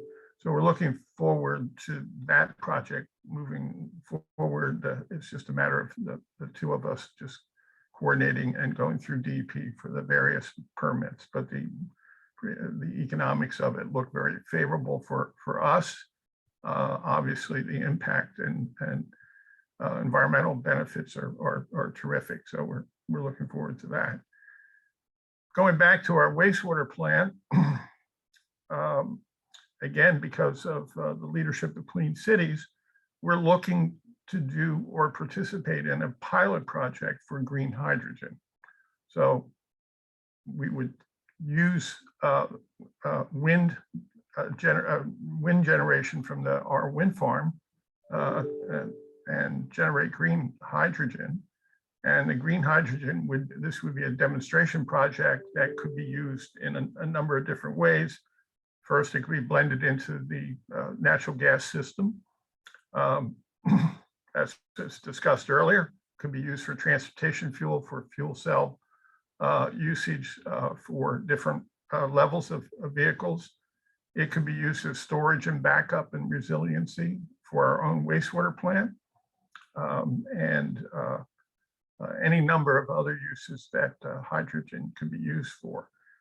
We would be looking to use our treated effluent from our wastewater plant to use in this pilot project in the electrolyzers, and also use this. We're looking at moving towards bubble diffusers for our aeration system using air that would be generated through this project. So we're looking forward to that project moving forward. So far, we've literally over the last 15 years between all these projects saved millions and millions of dollars for our ratepayers, helping us have the lowest rates for both trash disposal, landfill costs, tipping fees, and wastewater treatment costs to our member municipalities. And the environmental benefits have just been, very substantial and very significant. I'd be happy to talk about other aspects of our operations and the impacts of these projects as we continue the webinar this afternoon. That's great, Rick. Thanks so much. Let's go back to Juan Quasino. Hopefully we can hear you now, Juan. It's working now, Chuck? Hey, there we go. Okay, can you hear me good? Hear you perfectly. Good, thank you. I'm sorry about that. I have some issue here with portable speaker. I tried to have a different speaker that didn't work well. So a little bit about us and who we are, what we do, and why we're doing it. MHB is a privately owned company. We are not in the energy business. We are not in any type of fuel energy. We are not doing anything else but delivering beer. But the owner of MHB always want to do what he considers the right thing to do for our customer and the community and employees as well. So we has different initiatives to where reducing our footprint and have a great environmental image is basically the main thing that I can highlight here due to not being in the energy business. So MHB has been into the natural gas and solar and different initiatives for over 20 years. But to talk about natural gas, which is the main focus today, I'm here today to make sure that if anybody think that natural gas is not safe, that people are debating between going to renewable natural gas or compressed natural gas, and have a doubt that how do I fuel my trucks? Will the truck work? Will the trucks be as efficient as they are in diesel, or is there any downside to that? So that's why I'm here today, to let you guys know that we've been using it for over 20 years and it worked great. So can you give me the next slide, please? So I like the photos. It's part of the difference that a CNG truck make when you driving into the city and you stop next to somebody that you don't have the fumes, you don't have the noises that are coming out of the engine, and it's great for the people around us. So we start back in 2001. We start with diesel conversion. So we took our diesel engine and converted to natural gas. There were not such a thing as a OEM natural gas trucks that you can order from a dealer. That option was not available. We had to retrofit our trucks.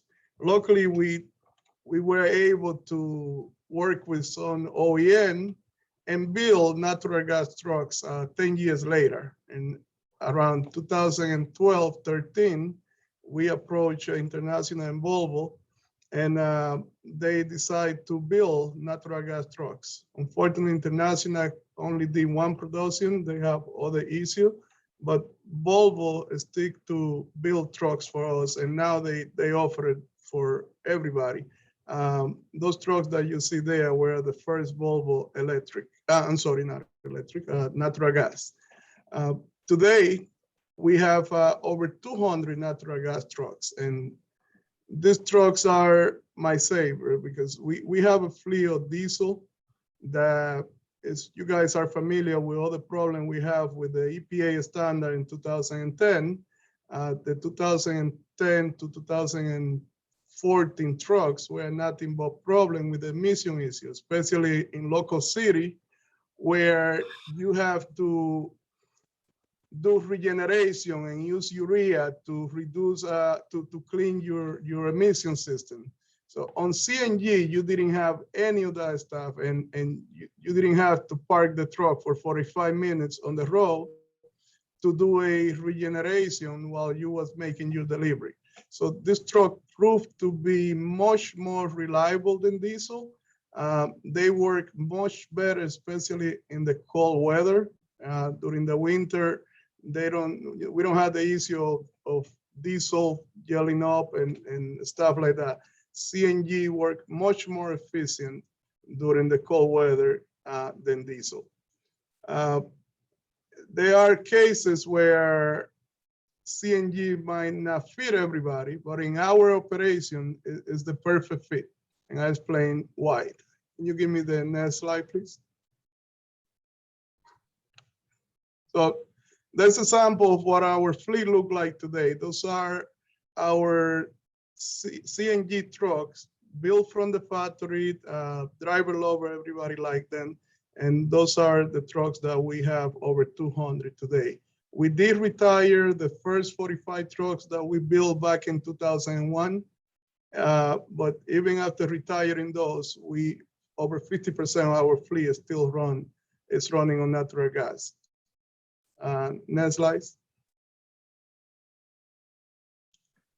So the reason why I consider our operation to be the perfect fit for natural gas is because the biggest barrier on natural gas is, where do I fill my trucks?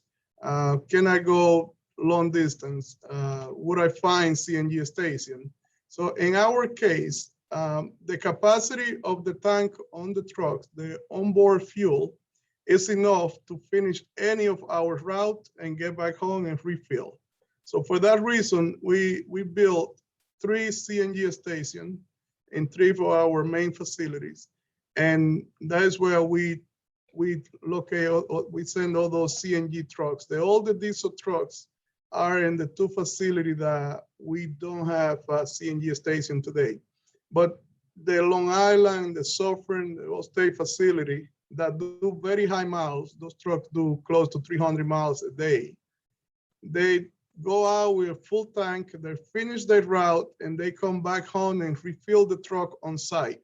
It's a very reliable system because you don't depend on a third-party carrier to bring you fuel. In our case, our fuel is direct pipe from the grid right into the CNG station, and all the CNG station do is compress the gas from the pipeline into the truck at 3,600 PSI. So that is what makes us a great fit, that our truck comes home at the end of the day and park next to CNG station and refill. Doesn't have to depend on anybody else or try to route the truck that it had to pass through a CNG station to refill. We don't go through any of that pain. So that is, in our case, is a great operation. The CNG station do have some downsides, and it's just that they are very expensive. You have to invest on building the station. And the other downside is that many facilities don't have the pipeline or the pressure to power a CNG station. So people that are in that situation will have to have a storage tank and take delivery of their gas. So it increase a little bit of the cost for the fuel. And also it's a little less reliable because you depend on third party to bring you fuel. But it have great benefits. The benefit that it has is that there are incentive available to where building a station and to buy the trucks as well. So the incentives make it a little bit more accessible, and it's easier to build it and maintain it.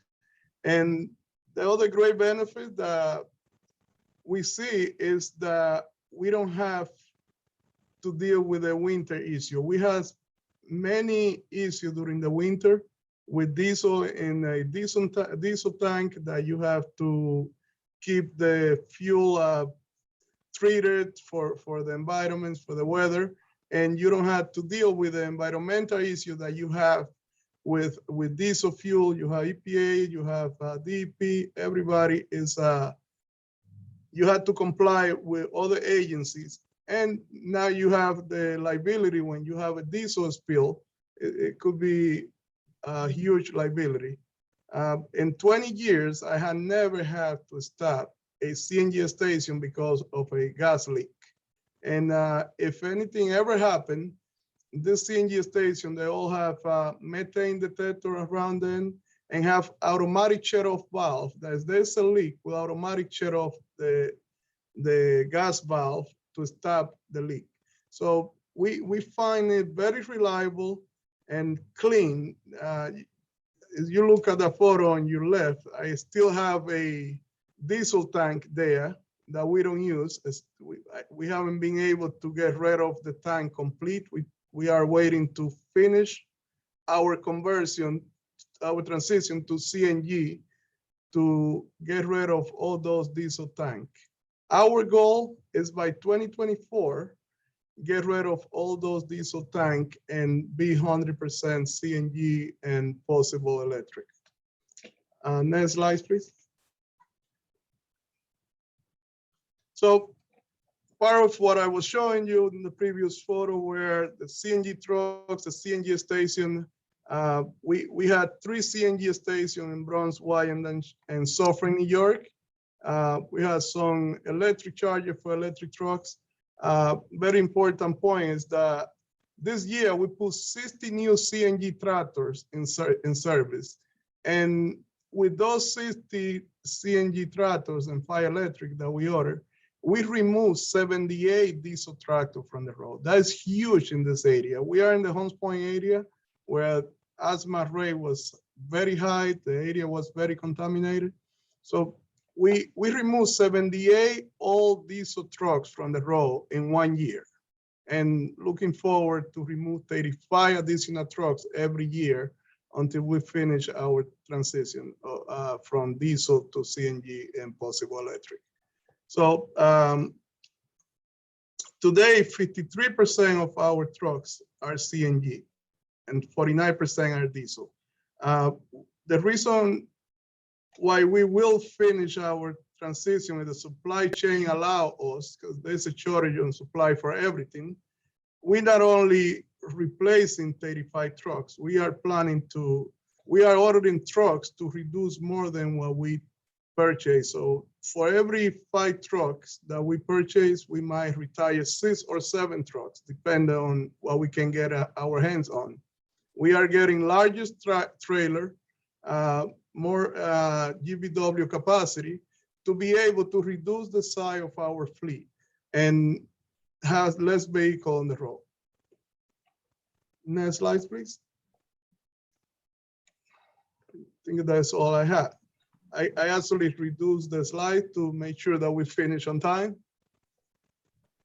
All right, appreciate that, Juan, and everything you do. I've said this several times. If every fleet had a fleet manager and a advocate the way Juan Costino is at Manhattan Beer, we'd be in a much better situation than we are now. So next is Ricardo Hamden. Ricardo, I'm going to ask you to limit your talk to 10 minutes if you can, so that we can try to finish on time and still have some time for Joanna's wrap up.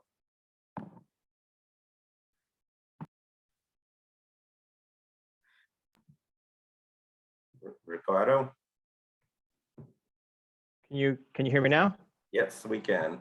Okay, great. Do you can I share my screen? I think these are different format of slides. Or can you just hit next, please, Chuck? Nick, there we go. Okay, yeah, let me share my screen. I think it'll be a little bit easier. Let me see if you have. Because this is not the format that my slides were in.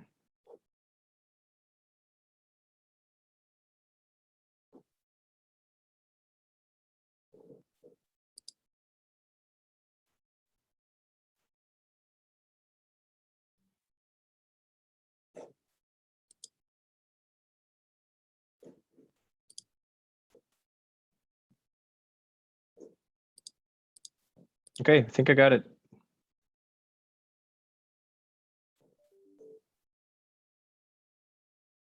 Okay, can you guys see it okay? Yep. Okay, perfect. So hello, everybody. I'm saying hello from a hotel in Nova Scotia here in Canada. So today I'm going to talk real quick about some of the case studies that we've done and everything that you heard about all throughout today of RNG and hydrogen and kind of how those two intersect in some of these projects. So I'll try to go super quick. I don't have a lot of time, but I'll just go super quick. Just really quick who we are. So we're a Swiss company, Japanese parents, based in the US and Canada. We're about $3.7 billion company, got offices all around the world. We specialize in energy from waste and renewable gases.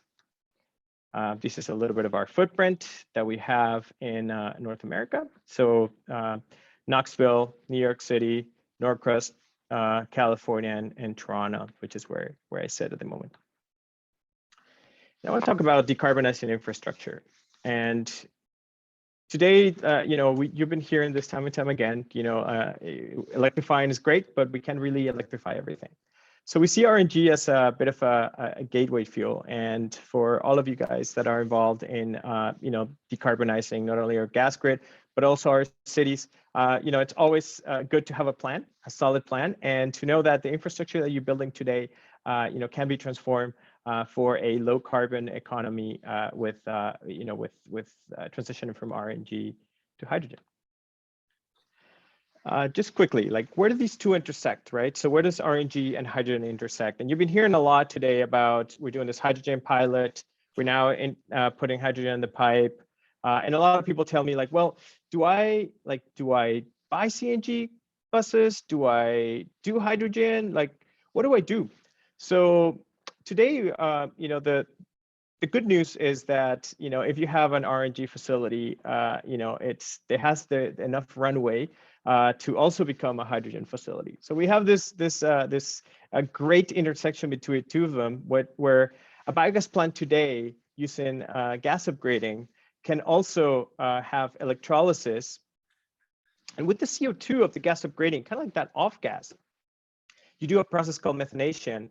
And with that, you can put it into today's pipeline. So if you have, the point on this one is, if you have a hydrogen electrolyzer today that you're trying to do, and you're getting the incentives and you have the solar and you're making it work, but your pipeline isn't ready for it, which as you heard earlier, the pipelines in New Jersey are getting ready to be there. You can still put it in the pipeline as methane and kind of increase and double up some of that production. And then if tomorrow their hydrogen pipeline, full hydrogen pipeline is ready, it's easy. You just inject them separate. Same as that. If you have a gas upgrading and electrolysis, again you can SMR the biogas, steam methane reformation, split the gas, crack it open, and then you can have hydrogen. So again, my point being, you get to keep the gas upgrading assets that you're building today and the infrastructure that you're doing today. And as you add electrolysis assets, they both will help tomorrow and they both help you decarbonize. So today, what I'm going to do is talk a little bit about some of the examples that we've done and some of the case studies that we've done. So just quickly before we jump in, RNG and hydrogen are the molecules or, the vehicles to decarbonize heavy industries such as cement, steel, and ethanol. And this past week and this week, you'll hear a lot about it right now. And people at COP26 and others that are kind of pushing for that green steel, green cement, green ethanol agenda. So as you heard earlier, people are allowing, more blends of hydrogen in pipelines. And again, the RNG, the CO2 that comes out of an RNG, a gas upgrading facility, say, for example, in a landfill, could be mixed with some of this hydrogen generation and then blend it to make, more natural gas, more renewable natural gas, to then put it back in the pipelines and extend its life as the industry transitions to process organics separately. So today we're going to talk about 3 types of hydrogen. You've heard of them already. Blue hydrogen, we're not going to talk a lot about that, but that is a thing where you capture some of that CO2. The 2 that we're going to focus today is green hydrogen that you heard already, from electrolysis, and turquoise hydrogen.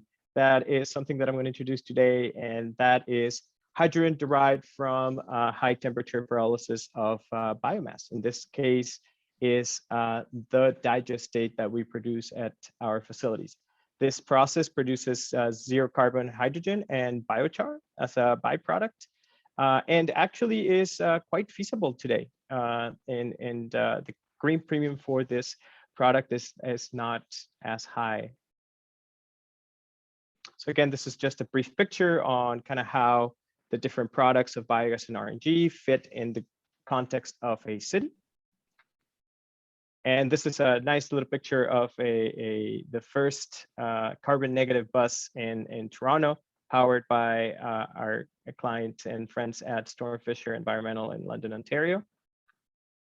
Let's talk about the case studies real quick. So the first one that I want to introduce to you is our CompoGas facility that we own and operate in San Luis Obispo in California. So this facility takes about 36,000 tons per year, and it currently produces electricity under the biomat program in California.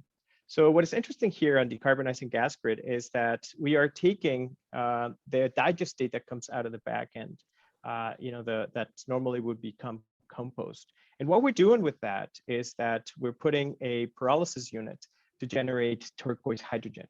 So not only do you reduce the level and the amount of digestate that you have by about 70%, but also you have a green hydrogen or a turquoise hydrogen in this particular case that you can either inject it in the pipe as developments go, or transport it and sell it to one of these plants that we're talking about, right? So cement plants, steel plants, and whatnot.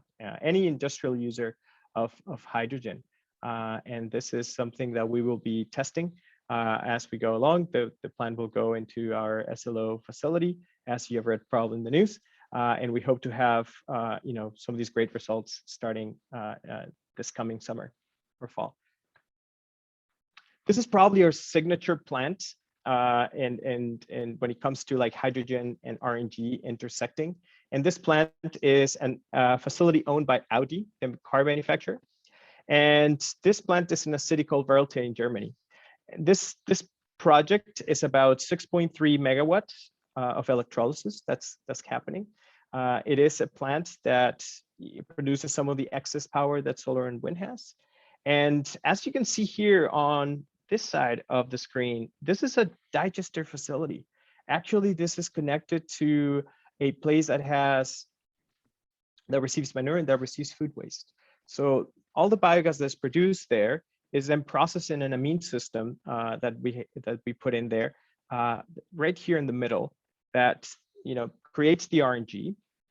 And then from there, we take the CO2 that comes out of that, mix it with the hydrogen that is produced here in this building where the electrolyzers are, and mix that with CO2 plus the hydrogen in a methanation unit that is on the back of this building. We produce syngas that then goes into the grid. And then all these G-Tron vehicles, all these Audi G-Tron vehicles, they go in, the fuel is with CNG. And what that does is, they have a card that, which credits them for the RNG that they're using. This plant has been in operation since 2011, and it produces 330 cubic meter hour of that particular hydrogen-based RNG. And then the rest is, I believe, about 1,000 cubic meter hour of raw biogas going into the upgrader. Some of the other pictures of the electrolyzers are here in the bottom. This is a close-up of the methanation reactor. You got the amine system here, and this is the electrolyzer hall where we have 3 electrolyzers working and then 1 spare in the building, so a total of 4. Another plant that we have is a plant that we have in Japan. So it's a pilot before we do the second one. So that one is a teeny tiny pilot, about 160 kilowatts. It started in operation in 2019, and this is for the Japanese market. So this is where the electrolyzers that we did, internally, just now with our own technology. That's where some of that went on a proof of technology, as well as our containerized methanation solution. So again, for the interest of time, this has been extremely successful. And now in 2020, after this passed and the Japanese government saw it and approved it, now we are working on our newest methanation facility that is 8 megawatts, and it's called Impex 2. So just a tad bit larger than the one that you saw there in Audi. There's another facility that we're doing in Switzerland right now. It has a capacity of about 2.75 megawatts, 550 cubic meters of hydrogen. This is a hydrogen only system that is going to, as you can see here, garbage trucks and buses. And this will be in Switzerland, and it'll be operational next year. So this is some of the renderings on how we are doing the electrolyzers in a double container stacked. So as you grow in size, some of these projects are now coming in at 50 megawatts, 100 megawatts, 200 megawatts. The ability to do them modularly, the ability to put them together and deploy them in multiples is something that we're working on. And again, just details, I'm sure people will send you that. I see Chuck there in the screen saying like, cut it out. So with that, thank you very much. These are some of the examples of things that we're doing today that are being done, and I'm happy to answer any questions. Great, thank you, Ricardo. I don't think we have time for questions, but if anybody does have questions, please follow up with us after the program, and we'll be sure to get back to you. And I know there's some other remaining questions in the Q&A that I don't think we're going to get to, but we will get back to you with the responses to those. So now my good friend Chelsea Jenkins. Hi, Chuck. Hey. Happy almost Friday. Pretty much. All right. So thanks to Chuck and the Coalition and Energy Vision for hosting this webinar today. It's a topic I've been very passionate about for a long time. I currently serve as the Vice President of Government Affairs for Roush.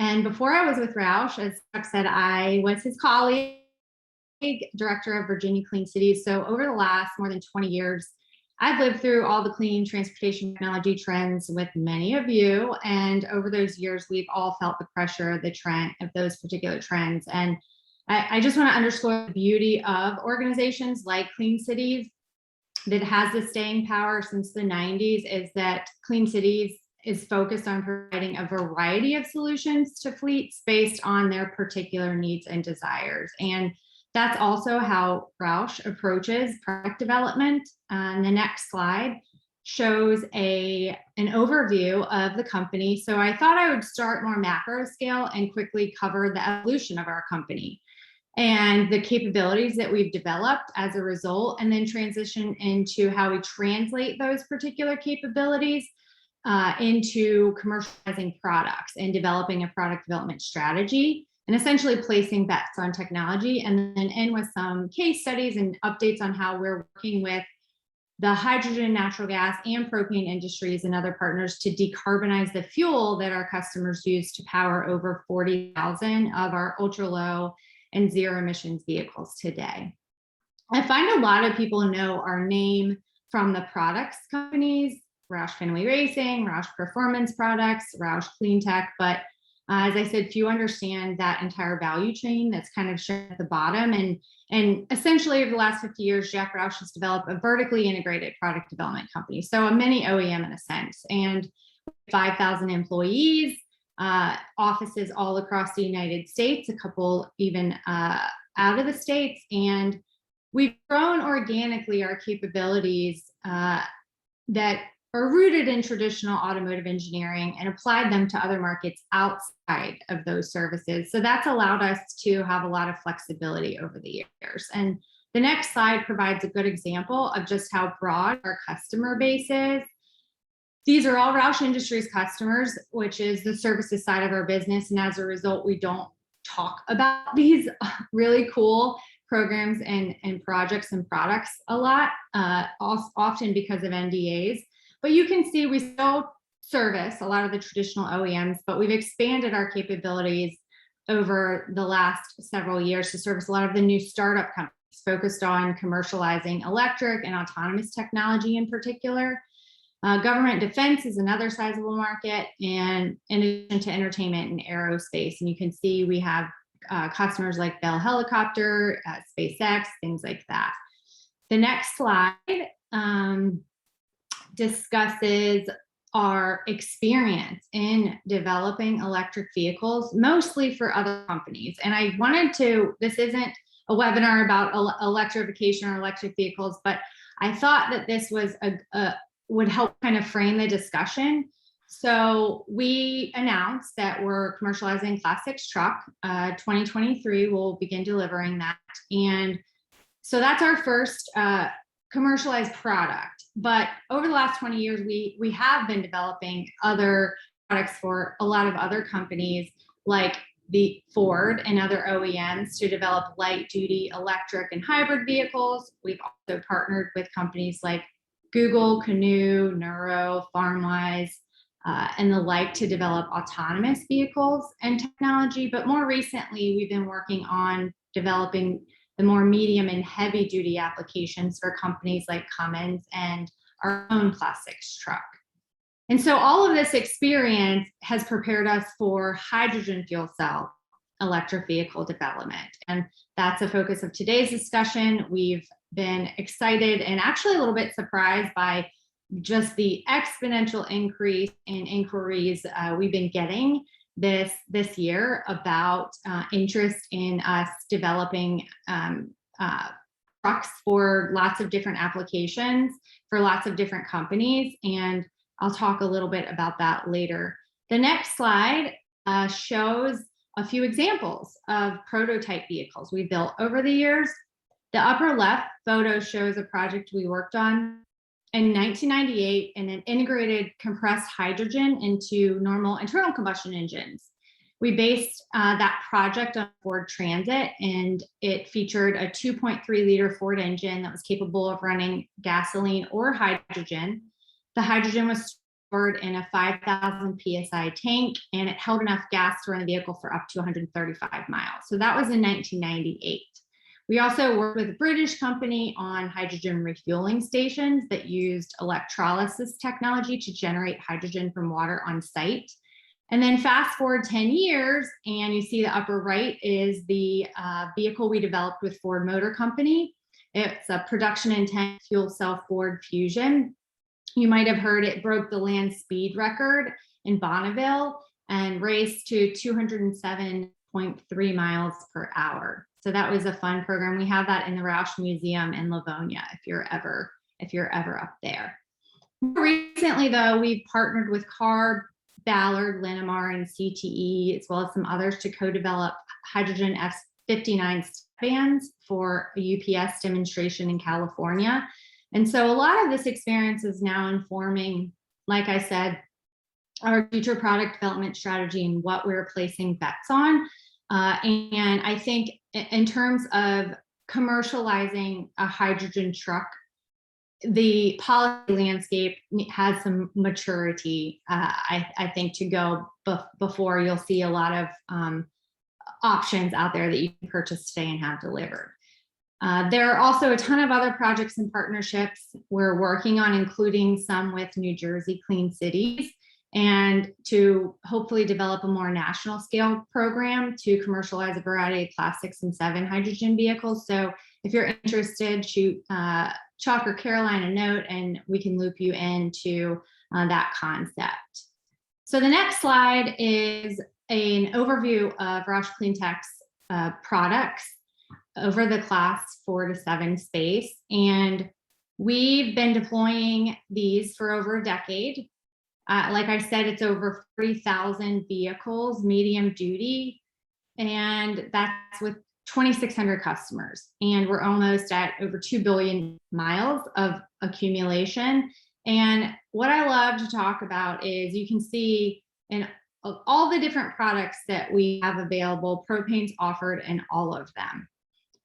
Electric, we're offering in that Class 6, 7 space, but outside of that, we do that because propane is extremely versatile. We have customers that are urban, rural, big fleets, small fleets, extreme cold temperatures, extreme hot weather climates, you name it, we've always been able to accommodate their needs. So I think that I guess the message is that we've invested very heavily in propane technology development, and we're committed to continuing to investment because it works. We have lots of happy customers all across the US and Canada that prove that. So the next slide, just quickly flash the Class 6 electric truck that will be delivering in 2023, but it shows 120-mile range, 14.5 payload, 2 different types of charging. But to move on to the next slide, I mentioned that because we, in order to do what we want to do cost effectively and reach some of these ambitious goals and seamlessly move people and things around the world, we have a lot of work to do on the electrification side, and still a lot of barriers that we have to knock down and questions we have to answer. So until then, we're going to continue working with companies like this to deploy propane. These are a few examples of our commercial customers. Included are Schwann's, Bimbo, Nestle, Alpha Baking, and many other commercial customers across the US. But what's striking to me as I work again with our product development team, sales marketing teams on gaseous fuel technology, electric, hydrogen, autonomous, is propane still remains the most versatile solution that we have. And I'm going to keep hitting on this. We have not met an application of duty cycle climate that we can't develop a version for. So the next slide are the paratransit customers that we have out there. We have over 1,500 of those on the road. And the following slide is all of our school bus customers across the US. Probably if you've heard press, it's on the bus side of the business. And then the next slide just talks about what we're doing, as I mentioned, to reduce the carbon intensity of the fuel going into the vehicles. I'm not going to get deep into the chemistry, Tucker already did that, but the bottom line is decarbonized or renewable versions of propane and DME blends are a result of lots of different processes, but all of them can be used in the same vehicles that I just featured. So you can buy an ultra low emissions propane vehicle today, virtually no NOx or particulate matter tailpipe emissions, much lower greenhouse gas emissions, and you can use the fuels that Tucker talked about when they are available in your state later on down the road. And today the carbon intensities are down to -275. The next slide quickly is where renewable propane and renewable DME production facilities are today. The top photos are REG, and the bottom one is Oberon. They have other announcements globally that have been driven by SHV Energy. And I think that we'll see a lot more production and supply as we move forward worldwide, which is very exciting. And then the last slide, just to wrap up, is that there is existing, as Tucker talked about, renewable propane is being used today. Virginia announced a partnership with Blossoming Gas, and it's being pumped in vehicles today. And you'll see others. There's a lot of it used in forklifts and off-road applications in Oregon and California because of the low carbon fuel standard. Oberon's also looking at building more facilities. But aside from that part of the investment happening, there's a lot of investment, including from DOE, in R&D and commercialization in the areas of engine technology and reformation. So I think that the message here is that there's still a lot of really exciting research, development, deployment, commercialization happening in gaseous fuel technology and even hydrogen, as I mentioned. And we're excited to continue driving down the carbon intensity and offering more and more versatile solutions to our customers.